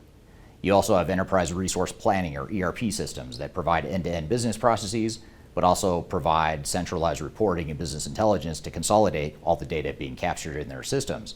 And these are just two examples of the types of technologies that are enabling this sort of visibility into enterprise-wide data. Another common business process improvement is improved financial consolidation, which is partially based on the efficiency gains that I've already talked about, but it's also based on just being able to consolidate data across the enterprise to get the financial results that you need. And if you look at some of the larger organizations out there in the world, you find that they spend a lot of manpower, a lot of horsepower on closing the books every period, whether it's every month or every quarter or every year. They have large teams of accountants that are oftentimes doing very manual processes and journal entries and going to manipulate and find data that they need to be able to provide that financial consolidation. So having that efficiency and effectiveness and accuracy to your data is important from a business value perspective, and it's also important from a regulatory perspective too. For a lot of organizations that are publicly traded or have investors that expect real-time and accurate information, this can be very important from a regulatory perspective as well. So financial consolidation and better financial consolidation is one of the more common business process improvements that we see within organizations going through digital transformations. Now, the first three business process improvements that I've already talked about are, I'd call them more incremental business process improvements. They can be very significant, very material, but they're only scratching the surface of what technology can do and what the potential business process improvements could be. So now if we shift gears and sort of work our way up Maslow's hierarchy of needs and get into some more of the strategic benefits from a business process perspective, we can now start to look at real innovative ways that we can restructure our organization. And one of those ways is through a shared services model. Larger organizations that have grown through acquisition or organizations that have multiple locations oftentimes have built up redundant competencies throughout the organization. In other words, they have multiple departments doing the same thing, and if they were to consolidate those functions and have more of a centralized shared services model, they could save time and money and have a more consistent way of doing business. For example, many organizations find that functions like accounting, HR, and IT, and procurement as well, those are four areas that organizations often find are redundant throughout the organization. They're spending too much time and money on people doing the same exact thing, and even though they may be doing the same exact function, they have different ways of operating. So what organizations are doing in many cases is saying, we're going to move to a shared services model where we're going to centralize and consolidate our HR or our IT or our finance department or whatever department it may be, and we're going to have a common operating model. We're going to use the same tool set. We might reduce our workforce and have less people doing more because you're centralizing that function, but that can be a big game changer in terms of saving time and money, as well as becoming more effective in the way they conduct these business processes. With the advent of predictive analytics and artificial intelligence and other sorts of quantitative technologies that can help provide more meaning behind the data that you're capturing as an organization, you're also finding that organizations are able to plan and predict for the future better because they have better accuracy of data and they have these tools like AI and machine learning that can help them make sense of that data and even cast their minds forward to the future to better anticipate what will happen as a result of what's already happened in the past. That allows organizations to have better planning processes. So when you look at things like financial planning or demand planning and trying to figure out what your sales and revenue might be, your manufacturing planning, your procurement planning, managing your inventory, all the stuff that requires you to make decisions into the future before you have 100% certainty of what's going to happen in the future, that can be automated and that can become streamlined and become more effective as a result of AI, machine learning, and other sorts of enterprise technologies that are providing that sort of visibility. Another example that's extremely relevant here in the 2020s is supply chain management. When you look at broken supply chains and supply chain bottlenecks and the unpredictability of supply chains right now, having better access to data and better tools like AI and machine learning can help you navigate that uncertainty a lot more clearly than if you didn't have that tool set. And quite frankly, that's why so many organizations are struggling with their supply chains right now, is partially because of macroeconomic disruptions, but also because they don't have the proper tools and data to help them plan for the future. So look to this area as a potential business process improvement that can be a total game changer that can deliver a huge amount of value in your digital transformation. At the end of the day, one of the business processes that can be most improved with the digital transformation is just better data management. And it may sound sort of mundane and sort of a back office sort of function or a real technical function, but if you think about it, the troubles that a lot of organizations have are related to data and inaccuracy of data. In some cases, it's because they don't have the right tool set to make use of the data, like the BI and the machine learning and some of the other stuff we've already talked about. But on the other hand, it's also because the data itself is not accurate. In other words, we're not tracking data accurately. We're not putting in place the data governance controls that are required to make sure that our data is accurate. And the better data we have, the better we're going to be able to take advantage of AI, machine learning, predictive analytics, business intelligence, and some of the other stuff I've already talked about. So master data management and overall data management as a whole, even transactional data management, is something that can be a critical business process improvement that can deliver a lot of business value and a lot more effectiveness to an organization as part of its digital transformation. Now I want to shift gears a little bit and talk about the documentation process. How do we document current state, future state business processes? What do we do with the information we get from business process mining? And how do we ultimately land on what that future state business process model is? So what I want to do first, before I get into a case study of specific business process mapping exercises, is talk about what the most important business processes are to document as you're going through a business process management effort. And the reason this is so important is because typically organizations are so big and complex that you have limited resources to document every single business process within the entire organization. So it's important to prioritize and understand where we're going to spend more of our time, because we have some business processes that are more important to our process improvement efforts than others. So in this segment, we'll talk about what those most important business processes are and how to identify what the most important business processes are for your organization. One of the key fundamental inputs into a successful digital transformation is clearly defined business processes and business requirements. And not just any business processes, but your future state optimized business processes. And this is the step in the process that a lot of organizations trip up on or get confused by or don't know how to handle during a digital transformation. Now, in today's video, I'm not going to dive into how to do business process management, although I have produced videos that cover this in more detail. In fact, if you check this video right here, this one gives you an overview of business process mapping and how to go about the process. But what I want to do today is not talk about the logistics of how to do business process mapping, but talk about when you know how you're going to do business process mapping, which business processes should you focus on. Now, it's important to clarify the ones that are most important, because those are the ones you really want to go deep into, and other business processes, not to say they're not important, but you may not want to spend as much time documenting them because they're not things that are going to make or break your digital transformation. So what we'll do today is dive into those top business processes that are most important for you to document, and I'll also cover at the end of this video the business processes that you don't want to worry about documenting, so be sure to stick around till the end. Now, one disclaimer or thing to note before we jump in here is that all of these business processes will probably need to be documented at some point. Any business process that you have within your organization, you want to document to some degree. The question, though, becomes, when do you document it? How important is it for you to document early in the digital transformation? And the second part of it is, how deep do you go? How much detail do you want to get into? So every process within your organization will eventually need to be documented, but maybe not right away and maybe not in super detail. So what I'm going to talk about as I'm going through this are those processes that are so important that you're going to want to document them early, and you're going to want to document them in great detail, ideally before you've even selected the software, let alone starting to implement them. Order entry is a critical business process for two reasons. One is because it's a customer-facing business process that allows you to capture what the customer wants. And secondly, because the order entry or the capturing of the order is typically what spawns and feeds into a number of downstream business processes.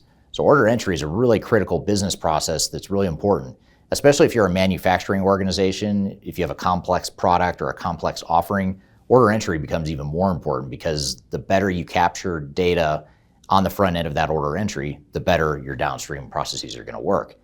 And just as importantly, when you're going through a digital transformation, the information you capture in the order entry can oftentimes create problems later on downstream. So it's really important that you have a clear understanding of the information that you need to capture, how you engage with your customers and capture the needs and wants of that customer, and ultimately how you capture that information in the system, so that then we can map how that information flows downstream throughout the rest of your supply chain. Similar to order entry is another business process that's around configuring, pricing, and quoting a product. And it may sound like it's the same thing as order entry, but it's a little bit different because order entry is more of a finalized entry of an order into a system, but configure price quote is a way to put some logic behind how you can or how you cannot configure a product or service that you have to offer. So in other words, it's a way to automate and to put business rules in place within the technology so that it won't allow people to mix and match different components or different pieces of your product or service that don't necessarily fit together logistically. So the configure price and quote functionality is something that's really important from that perspective, but also because a lot of systems don't do configuring pricing and quoting very well. And if they don't do it very well, it may be a problem for your overall digital transformation. So this is a business process that you're typically going to want to do early on, even before you select the software. And certainly when it comes time to design and deploy the software, you want to go even deeper into that area to make sure you've really fully documented this process as well as tested it and trained people on how that new process will work. If you're a manufacturing organization, your manufacturing processes are going to be critical to document as part of your digital transformation. Reason being, there's probably some sort of secret sauce or something unique to the product you're building that could break an ERP system or any other technology that can't handle that functionality. So this is a process you want to document in detail and have a lot of clarity on up front so that you can select the software that best fits your manufacturing and shop floor needs, and ultimately so that you can implement the software in a way that's going to support those processes. Now, some organizations will say, well, we're not going to change our business processes in the manufacturing and shop floor. We're going to use a separate MES system or some other sort of shop floor automation, and it's going to integrate back to our core ERP or digital transformation technology. That's fine if you do that, but you still have to make sure that that data flows back and that you have a clear business process for how that data will flow back to other systems. Because again, even if you're not automating that part of your business as part of this digital transformation, the data flow and interaction between your core back office system and your manufacturing and shop floor technologies are going to be critical to your operations. So you want to make sure you select and implement the software that can handle that the best. Now, the final thing I'll mention here is this process is so important because there's so many different manufacturing strategies that organizations have. Some manufacturers are producing low dollar, high volume type products where efficiency is the most important thing. Other more extreme examples might be a manufacturer that produces low volume, high dollar, highly configurable products and services. And those are two very different models, two very different processes, two very different sets of needs and ways you would deploy technology.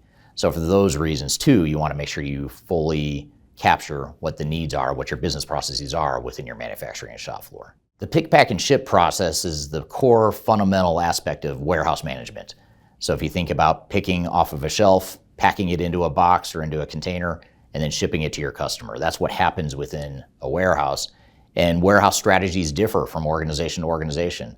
Some are focused on just-in-time inventory management, where it's coming straight off the production floor, out the door, onto a truck. Other organizations are make to stock, so they'll stock the goods in a warehouse and then they'll pick, pack, and ship it from there. So you want to have these business processes clearly documented. So again, you can choose and implement the software that's going to best enable that. And not every software does these different nuances within your warehouse management equally. And so therefore you want to make sure that you have fully tested and vetted the ability of the software to handle some of your unique pick, pack, and ship processes. It's always fascinating to me how many organizations implement new technologies. They get the processes worked out, they get the system stabilized, it's operational, it's working great, but executives and other stakeholders in the organization can't get the data they need out of the system. They don't have the right reporting, they don't have the right analytics, they don't have the right business intelligence tools or needs laid out. So it's really important that as part of your implementation, you look at what are those reports that are critical to our operations. What do the executives need to see? What does mid-level management need to see? What does the average frontline worker need to see to be able to do their job effectively? What are the dashboards they need to look at in real time? Those are all things that are outputs out of the system that you have to clearly define so that you don't forget about that during an implementation. And even if we back up even further, we want to make sure we have a technology stack that allows us to create those capabilities. In other words, we want to vet that the software can actually create the report that we need or the analytics we need. Once we've identified the software can do it, then we want to deploy it in a way that actually results in those business requirements. So analytics and reporting is something that should not be an afterthought. It should be treated as any other really important business process, because otherwise you just have a technology in place with the data sitting there, but no one can make sense of it. Depending on which part of the world you're in, you're going to have different regulatory requirements. authorities in your local markets are going to tell you how you have to report certain things or how certain business processes might work. If you look at highly regulated industries like pharmaceutical, life sciences, energy and utilities, certainly government entities, there's a lot of restrictions on how business processes can and can't work. There's also a lot of regulatory reporting requirements that vary from country to country. So you want to make sure, again, that you have software that has that regulatory requirements covered and captured within their functionality. And if you're a multinational organization, you want to make sure that you've really looked into all these different nuances and needs at the different local levels throughout your implementation. And one of the biggest challenges we see with global digital transformations is the fact that the core centralized project team doesn't take into consideration some of those regulatory requirements. So it's very important to understand what they are, that you map out those processes, that when you're looking at the different locations or different parts of the world and what their needs are, that you clearly map out what those regulatory processes are so that you don't overlook them, because obviously that can be very costly long term if you don't capture those in your digital transformation. Now, I've covered a lot of business processes that generally you want to spend a lot of time on and make sure you focus on during an implementation. However, there might be other ones that are really important to you. They're part of your secret sauce. It's part of your competitive advantage. They're sort of the showstoppers or deal breakers, things that you're not willing to change just because your technology may or may not be able to handle that capability. So any business process that you materially want to change and any business process that's a core part of your competitive advantage, those business processes you want to document as well. And again, some of them I may have already talked about in this video, but there may be other processes that I haven't talked about that are very important to you that you want to capture. So if it is something that's going to be a big change to your organization or it's a big competitive advantage, be sure to document those business processes early and upfront. Now let's talk about the business processes that you probably don't need to spend a lot of time documenting, especially early in a project. In general, if I were to summarize, I'd say those vanilla business processes that are common to your competitors, they're common in other industries, and they're not really a unique differentiator to you and your organization. It's not a source of competitive advantage. You probably don't want to spend a ton of time documenting those processes, especially in the evaluation phase of new technology. So for example, accounting processes and GL processes, some basic period end close processes, accounts payable processing, accounts receivable. Those are good examples of things that probably aren't core competitive differentiators. They're things that are important. You have to do those things, but you can probably defer to whatever the technology can or can't do, and you'll probably be okay. You're probably not going to bring the operations to its knees.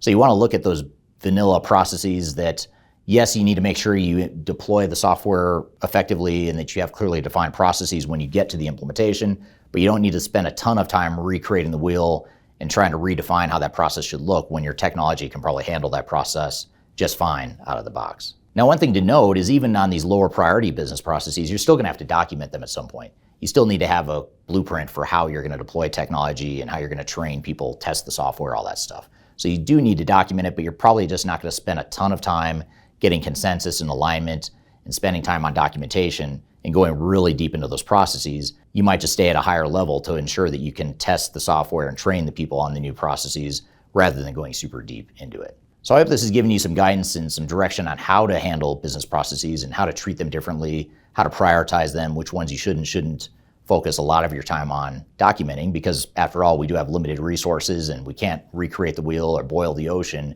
as part of our digital transformation. So hopefully this has given you some good tips. Now, as we're getting more granular here and diving into how we document business processes and how we map business processes, I want to take a moment to talk in this module about when and how to document business processes and to conduct business process mapping. Once we've completed this module, we're then going to get into the next segment where we're actually going to walk through an example exercise of an actual business process mapping journey. So before we get to that, though, let's dive into what business process mapping is and when and how it should happen within your project. For as long as I can remember, this has been a big debate, this whole topic of how do we handle business process management, how much do we defer to the software, and how much do we let our processes drive what our transformation should look like. And part of the reason why this is such a struggle for organizations is for a couple reasons. One is because they don't want to reinvent the wheel if they don't have to. Second is they don't want to have to customize the software if they don't have to. And those are the two main reasons. So before we dive into the how we do business process management and answer some of these philosophical questions I just mentioned, let's talk about when we do business process management. There's a couple different ways this could work, and it all depends on the type of situation you're in. but I'm going to sketch out a couple ideas or a couple options for you. So in a perfect world, you have really three major phases of any project. You have your software selection, where you're evaluating different options and trying to figure out what software we want to use. The next major phase is going to be the design phase. So this is where we're designing the software, designing our business processes in more detail, defining what our workflows are going to look like, that sort of thing. And then we'll call the third phase, which is a very large bucket, oversimplified, but for simplification purposes, we'll just call this implementation. So this is when we actually deploy whatever it is we designed up here. Now, in a perfect world, we would spend a fair amount of time defining what our business processes are going to look like and what we want our future state to be in the software evaluation stage of a project. Now, the reason for this is because the clearer vision we have for what we want this transformation to be, clearer vision for what we want to be when we grow up, and the more aligned we are around what those answers are as an organization, the better outcome we're going to have as part of our software evaluation. So in other words, we're going to find a better solution for our organization if we have defined what we want our future state to look like. Now, the reality and the unfortunate reality for a lot of organizations, whether that's good or bad, is that they don't necessarily have the budget or the time or the resources to spend redefining what their business processes are going to look like as part of a software evaluation. The reason for that is usually somewhere right around here. You have, we'll call it the budget approval. You could also refer to this as the board approval, management approval. Some sort of approval is generally happening right here. So we don't necessarily have the time or money to invest here to do the business processes. So in a perfect world, if you did have the time and money, or if you knew you were going to get approval, or if you knew you were probably going to be moving forward into the implementation, there's a huge amount of value in defining your business processes here up front. Now, I'm not suggesting that you define all of your business processes in a great amount of detail. I'm going to talk about that in a second. But in general, let's just get that out of the way. Conceptually, when we're talking about where and when we focus on business processes, ideally it's here.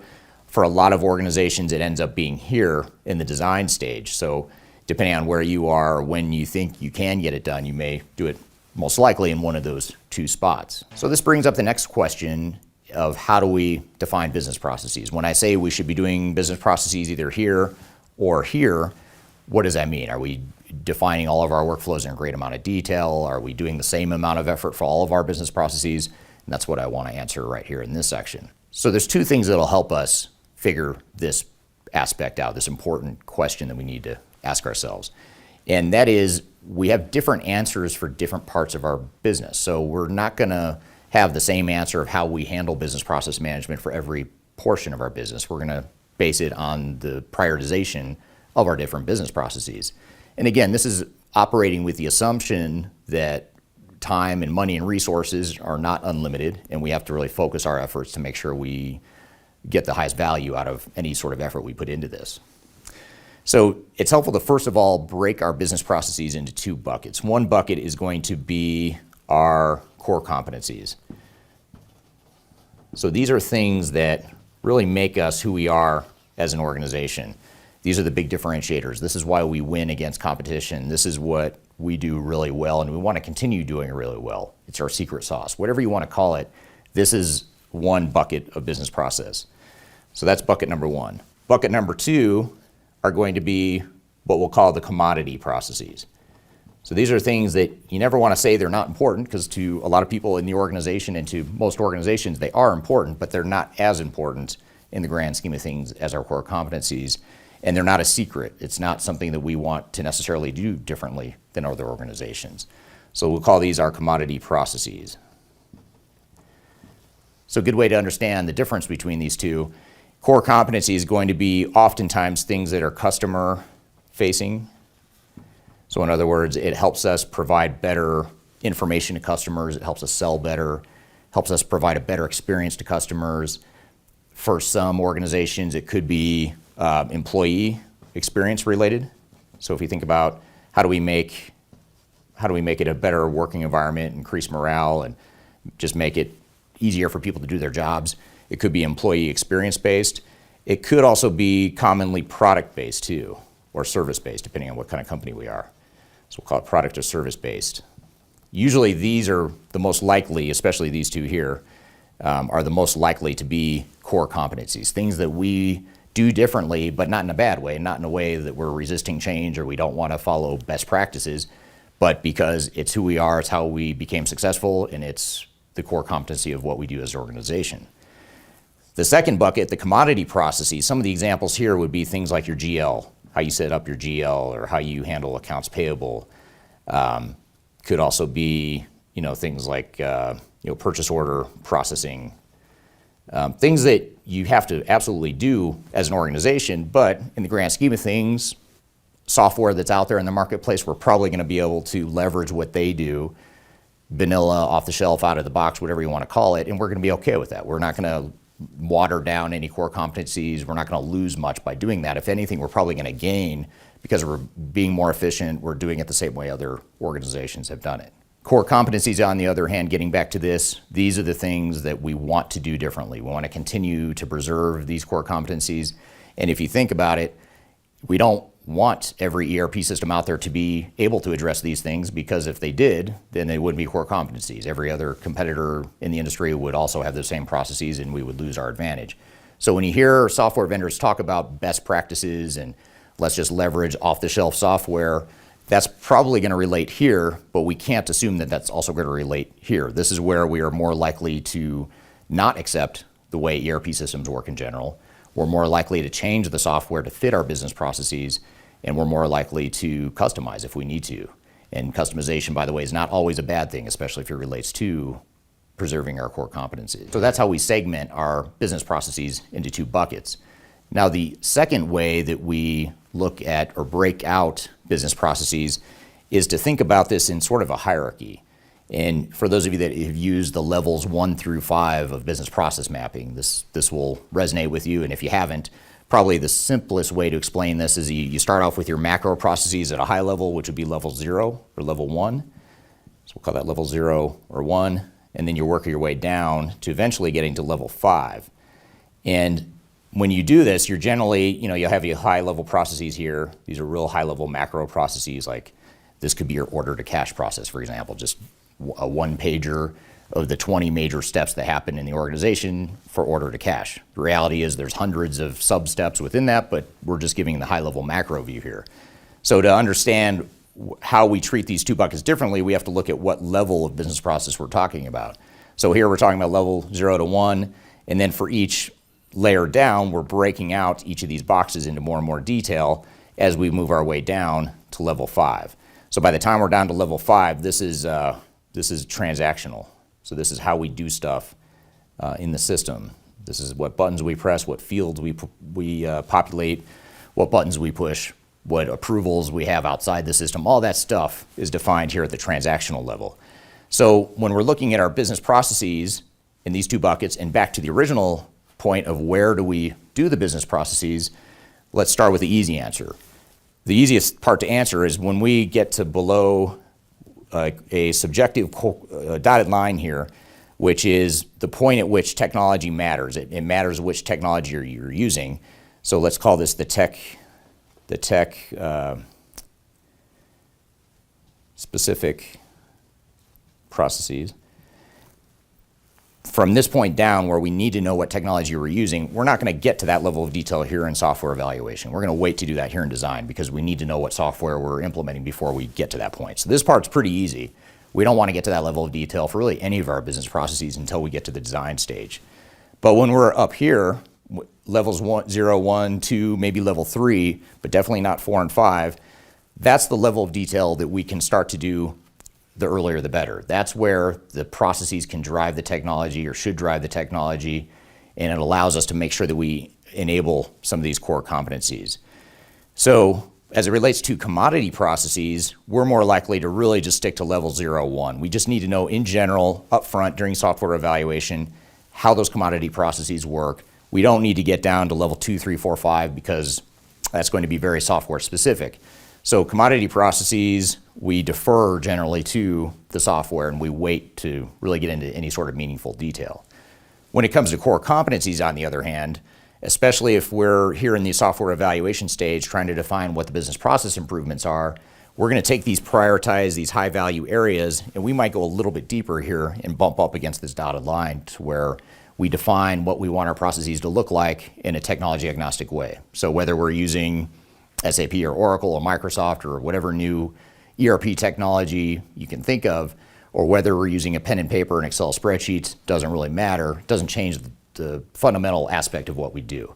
So that's probably the easiest way to think about how do we prioritize our business processes, how do we define what level of detail we get into, and ultimately at what point in the project do we do that. So that all brings up the question of how do we facilitate business process mapping? How do we do it if we're not using the software to drive what the business processes are or to define what the business processes are?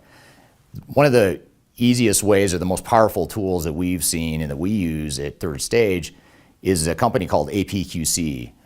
You can go to apqc.org and learn more about that organization, but it's an organization we partner with and we license their materials, and they maintain industry-specific, cross-functional, very deep and detailed business process best practices. So things that every manufacturing organization, for example, does. And we use that as a starting point to define how you do things differently and all the different nuances of how you as an organization operate.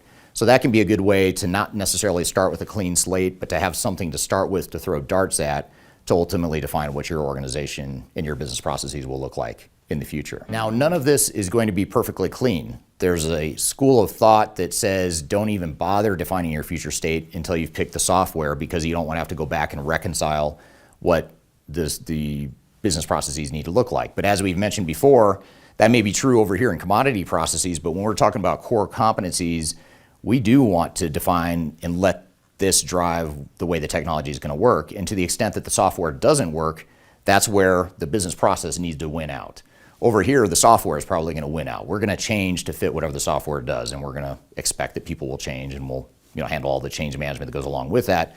But over here, we're not going to just roll over and say, well, whatever the software does, even though it totally waters down our core competencies, we're just going to do it. We're going to say, no, we need to figure out a way for the technology to support this. And if it can't, we need to either change the technology or find new technology to augment these core areas. So that's probably the most important thing to keep in mind, is that there is a reconciliation process that needs to happen.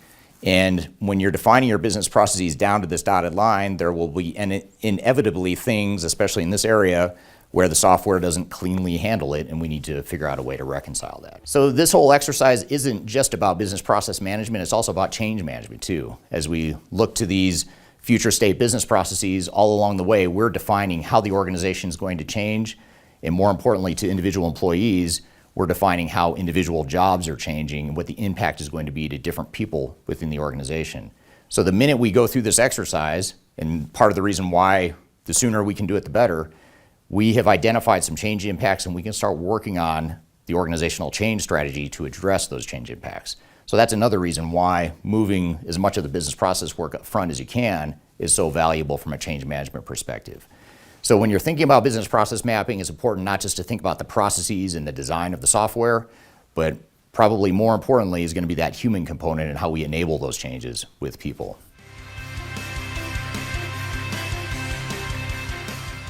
So to add some meat and some structure and detail to our discussion so far, I'm going to close out this training by providing a segment that dives into an actual case study and an actual example of a business process mapping exercise. And this is something we actually use for internal training purposes for newer consultants that maybe haven't been through a lot of process improvement efforts in the past. And it's a way to understand some of the questions that should be asked and how we document business processes as we're going through the mapping exercise.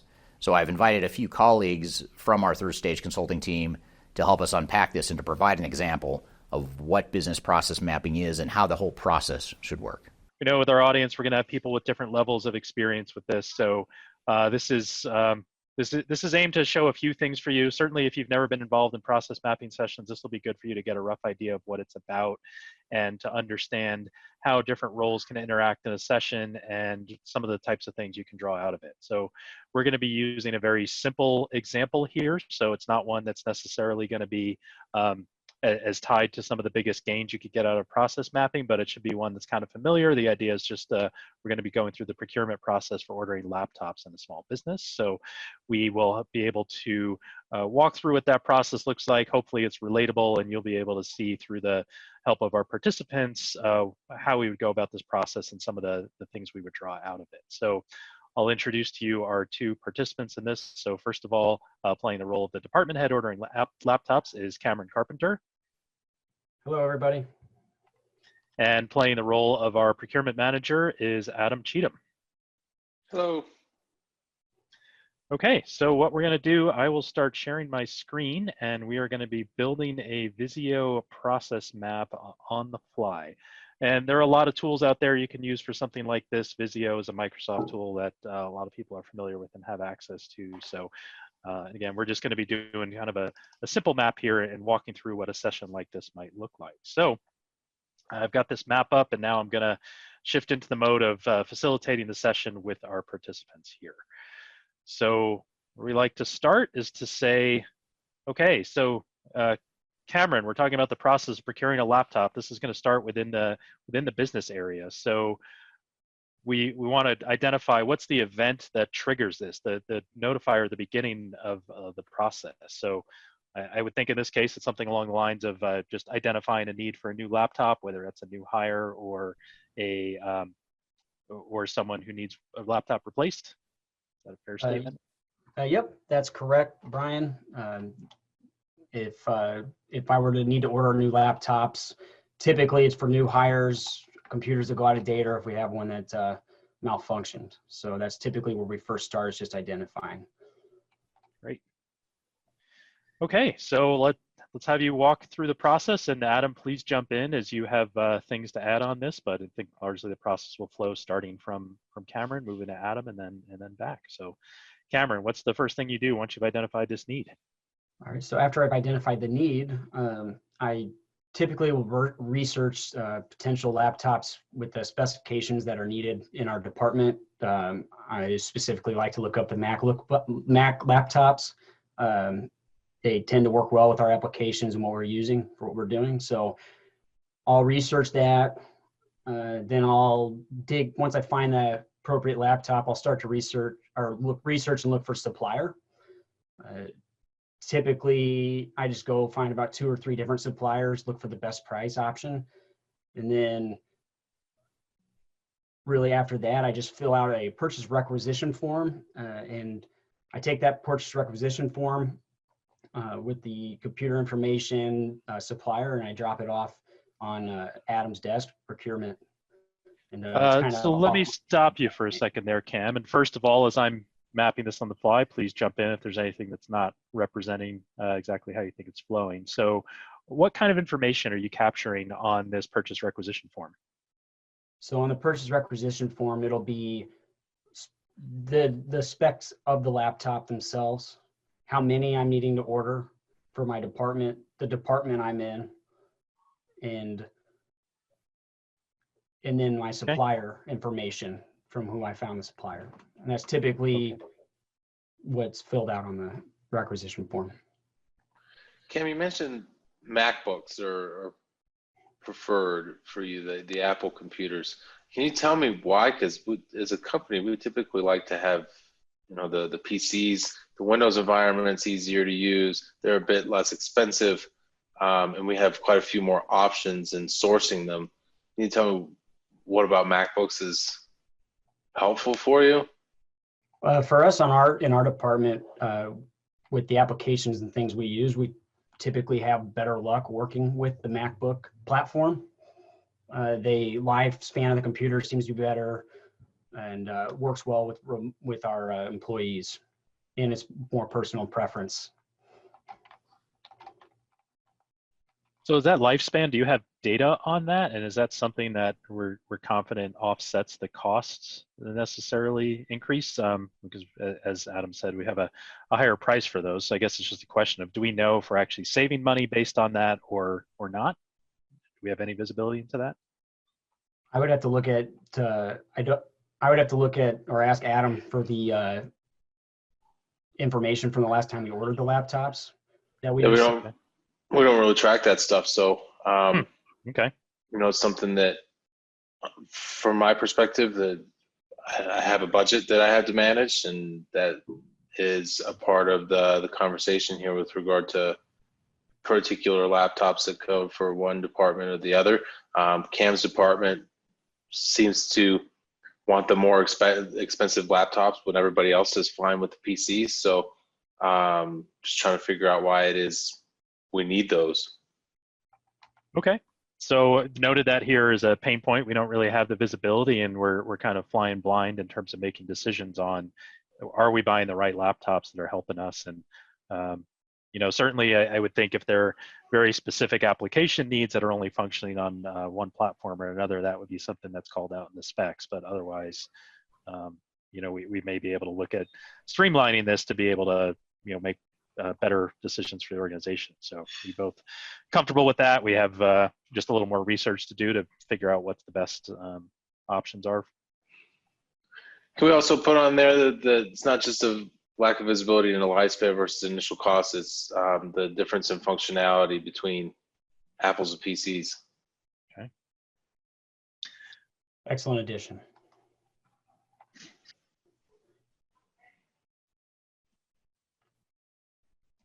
I think if you look into that a little bit more, you'll see why I want the MacBooks versus the PCs for our department. Okay.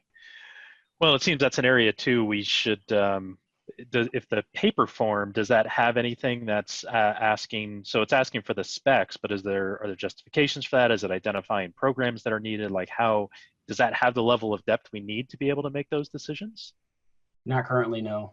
And there isn't any policy in place that tells you what specific laptops you're supposed to use. I don't have a specific supplier I'm supposed to look for on my end. Other than that, everybody else uses PCs. We won't make this a debate on the Mac versus PC. Just know we need some data around that, right? Yeah. Agree to disagree. Okay, so is the lack of space in the form to call out key needs? And sorry, I think there was another one on that, or is that lack of the supply policies? Yeah, policies in place for which suppliers we're supposed to be looking through. Okay. Great. Well, I'll figure out the supplier. I mean, it always helps when you have some identified for me, but I'll do my own research, and as part of the procurement department, I have relationships with those folks. If I feel to get you a better deal. Okay. So is that the first step in your process, Adam? Or, well, let's call it out first. I imagine there's some steps of reviewing the form, but yeah. So a list of vetted out suppliers in your department? I do. So glad that's helpful. But from this point, what will end up happening though is, Cam will drop that paper off on my desk and put it in my inbox, and I'll get, as part of the other things that I review, I'll review that in line with what comes. And once I get to it, my first step is to just kind of take a look at comparing the need against the requests. We have a new hire in this case, and we don't have enough laptops. That's usually a pretty clean and clear cut.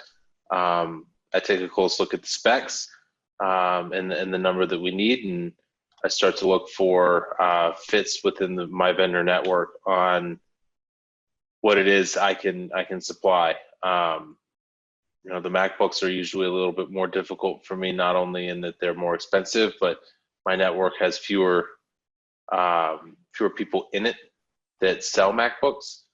So I tend to lean towards the PCs. I look at the specs and often am able to find a PC that fits those specs.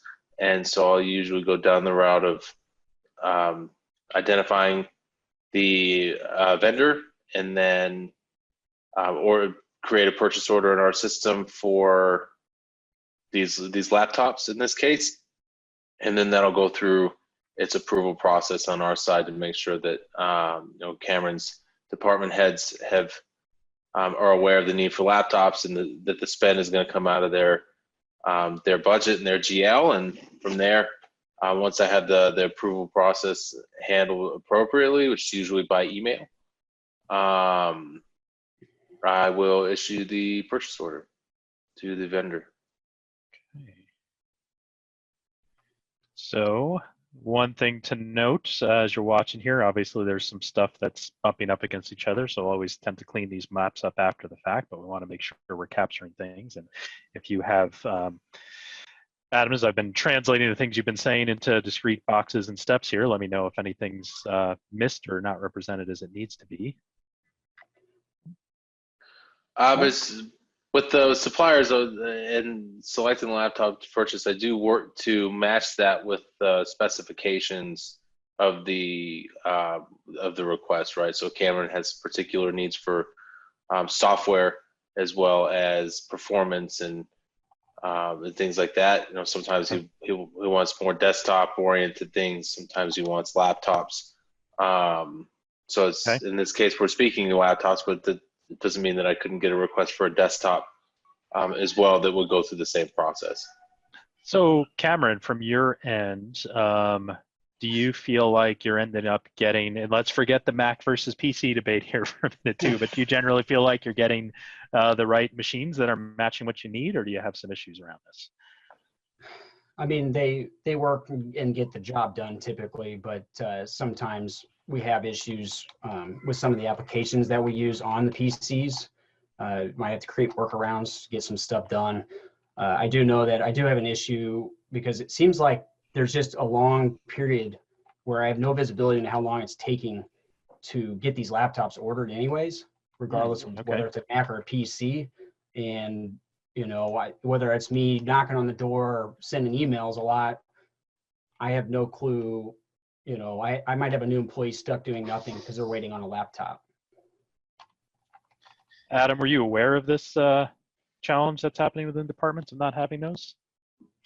No, I mean, when I get the emails, I usually am able to find the purchase order request in my inbox, and I, you know, if it's coming up soon or if it's urgent, I'll try to pull it up. But amongst the list of things that I have to do is order laptops for Cam. So maybe that's something we're missing on our purchase requisition form then is priority levels. I mean, because I don't think I send you priority levels tagged in the headlines when I email you. So, and maybe some things aren't identified as priority then at that point and get an order fast enough. Yeah, that's true. It would certainly help to know why you're ordering laptops other than just that you need these orders.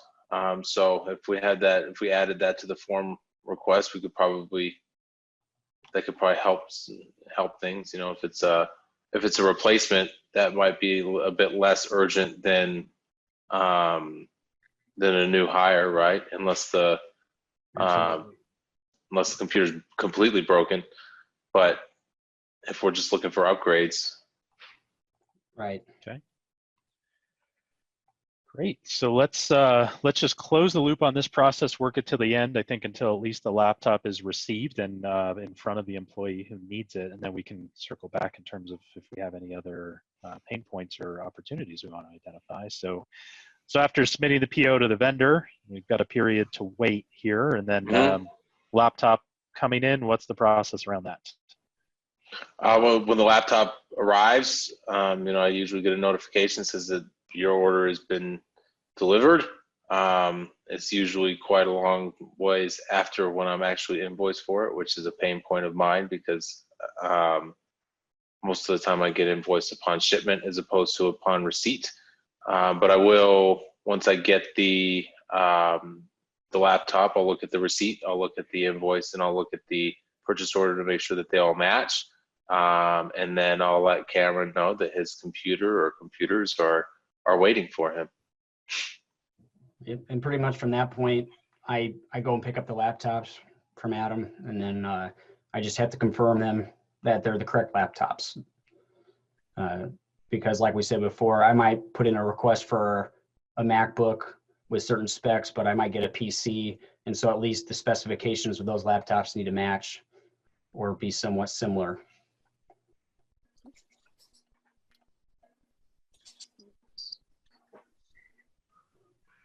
So one thing today, what we're going to do, what we're not going to do as much as we could do in a deeper dive session would be to go a little further into some exception paths here. What if the laptop doesn't come in? What if it doesn't meet the specs? How do we follow up? And we're also not going into some of the follow-up processes like paying out the invoices and the accounts payable side of things. So, for the purposes of this, we're just going to call this an endpoint around it without some of those other branching paths we might do on a deeper dive, and just say laptop available for use. Let's say for employee use. So let's make sure we've covered some good pain points here. Some of them we have some opportunities identified of what we're going to do around changing the form. Some of them we still need to follow up outside of this meeting. We're not going to solve the problems of necessarily looking into the cost and the lifespan now, and challenges around vendors getting the invoices off sooner than the laptops are. Those aren't all here. And as I said, I'll be cleaning this up before providing. But any other thoughts on pain points, any other opportunities to make this process better that either of you see? As we're talking about getting into a new system here, I'd like this process to all be electronic. And that way I can see something where I know how many purchase requisitions I have. In this case, if we take Cameron's great idea of priority, I can also see that. The electronic approval process can be a little bit more well documented. That would be helpful for me as well, so that I know when the approvals aren't coming through. Because sometimes Cam follows up with me. It's sorry, man. It's with your boss. Right. So go hound that guy. Right. So those types of things, that level of visibility for sure. Great. Yeah, and that's one. There's different routes we might have in that. There may be some tools, whether it's some opportunities within Outlook, or whether it's ticketing systems if others in the organization are using them, or it might require a purchase of, it could be a pretty small scale purchase, or it might be able to be something rolled into a larger initiative. So this is one that I think we just have to spend some time outside doing some research into what's the way we can go ahead and convert this to an electronic process, and make sure we're not over engineering it, because it's not, technology solves some of these problems and can address them, but some of them it looks like are ones we've been able to identify. Just cleaning up the process a bit will help. So, okay. Any other thoughts on pain points or opportunities before we wrap it up? I would say, we've identified too, with Adam having already a list of suppliers from his end, that it's not necessary for me to have to research suppliers. So we might be able to remove that. Oh, I didn't see that on there. So duplicative step. Yep. Okay. No, So perfect. Yeah, but we can put that solution in suppliers. Eliminate this step. Maybe we should look at that and get a little bit more into detail on that, because I have suppliers that have laptops, but if Cam's looking for something that's a bit different, being the if it's a marketing department that needs something a bit more advanced than just a MacBook, whether it's maybe video equipment for making commercials or whatever that might be. I don't necessarily have a supplier for everything. So him having that starting point for me is it eliminates a good amount of work on my end if I don't have a supplier network. If I do have a supplier network, I'll use it. So seems there might be some options here too. I'm just wondering if, Cam, you have employees starting who have similar needs, to maybe have some templates and some baselines that Adam can reference, and then be able to aim to duplicate some of the same purchasing he's done. And maybe if that applies across some departments as well, there could be some bulk ordering opportunities. Right. I also see an opportunity where we could maybe have an approval process, or like a loop back to me when you've selected the laptop based on your supplier and your research, so we can kind of come to an agreement on what's being ordered.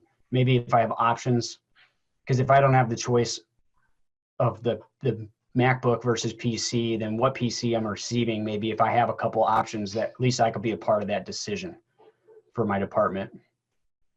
So maybe only if the laptop is not exactly what you've requested, then to have a step to loop it back. Or other items in particular, because that could go for, like you said, any video cameras, hardware, anything that I might need. Great. Okay, so I think that'll wrap it up for this session on the process map. So I'm going to go ahead and stop sharing the screen. And now kind of back to the video, to those of you watching this. So this was a brief illustration. The savings and opportunities identified out of this are just kind of small scale, but trying to show the types of things that can happen when you get people talking to each other and working on a process end to end. You don't just have procurement looking at it in a vacuum, and you don't just have the hiring manager filling out a form. You're getting people looking at these things together. And please note as well, this is, again, a simple example. It's also at a certain level of detail. As you go through process mapping, there are various reasons under which you're going to do it. Sometimes it's just ongoing maintenance of your processes. Sometimes it's because an area is ripe for improvement. Sometimes it's part of a bigger technology initiative. And even in those big initiatives, you're going to have different phases along the way of how this goes. So this exercise, while in structure and concept, will be very similar no matter what the circumstances. We'll see some differences depending. You could be mapping at very different levels and trying to get into some more detail. So again, just a flavor of what this can look like. How it would go about would really be specific to the project you have and the needs that you have. With that, I will give an opportunity if Adam or Cameron would like to add anything further around what they got out of this experience or how it relates to what they've seen in process exercises in the past. On my end, I'm good. I will say I'm actually a PC guy. As hard as that was. The role of the Mac guy well. Yeah, thank you. No, I think just process improvement in general, it works really well for organizations. You should always be looking for areas of where there's pain points that you can identify opportunities to clean up a process or make things more efficient and better. So it should be an ongoing effort, not just something you do on big initiatives. So I'd also emphasize that it's good to have the cross-functional teams together, right? If Brian had gone and talked to Cameron and then come and talk to me, and then I've gone back to talk to Cameron, some of that conversation gets lost, particularly in the collaborative nature of, well, we can make these adjustments now. And that might help out quite a bit, as opposed to having to be dependent on technology in a way that says, well, let's just take Cameron's process and then plug it into Adam's and then have it spit back out to Cam.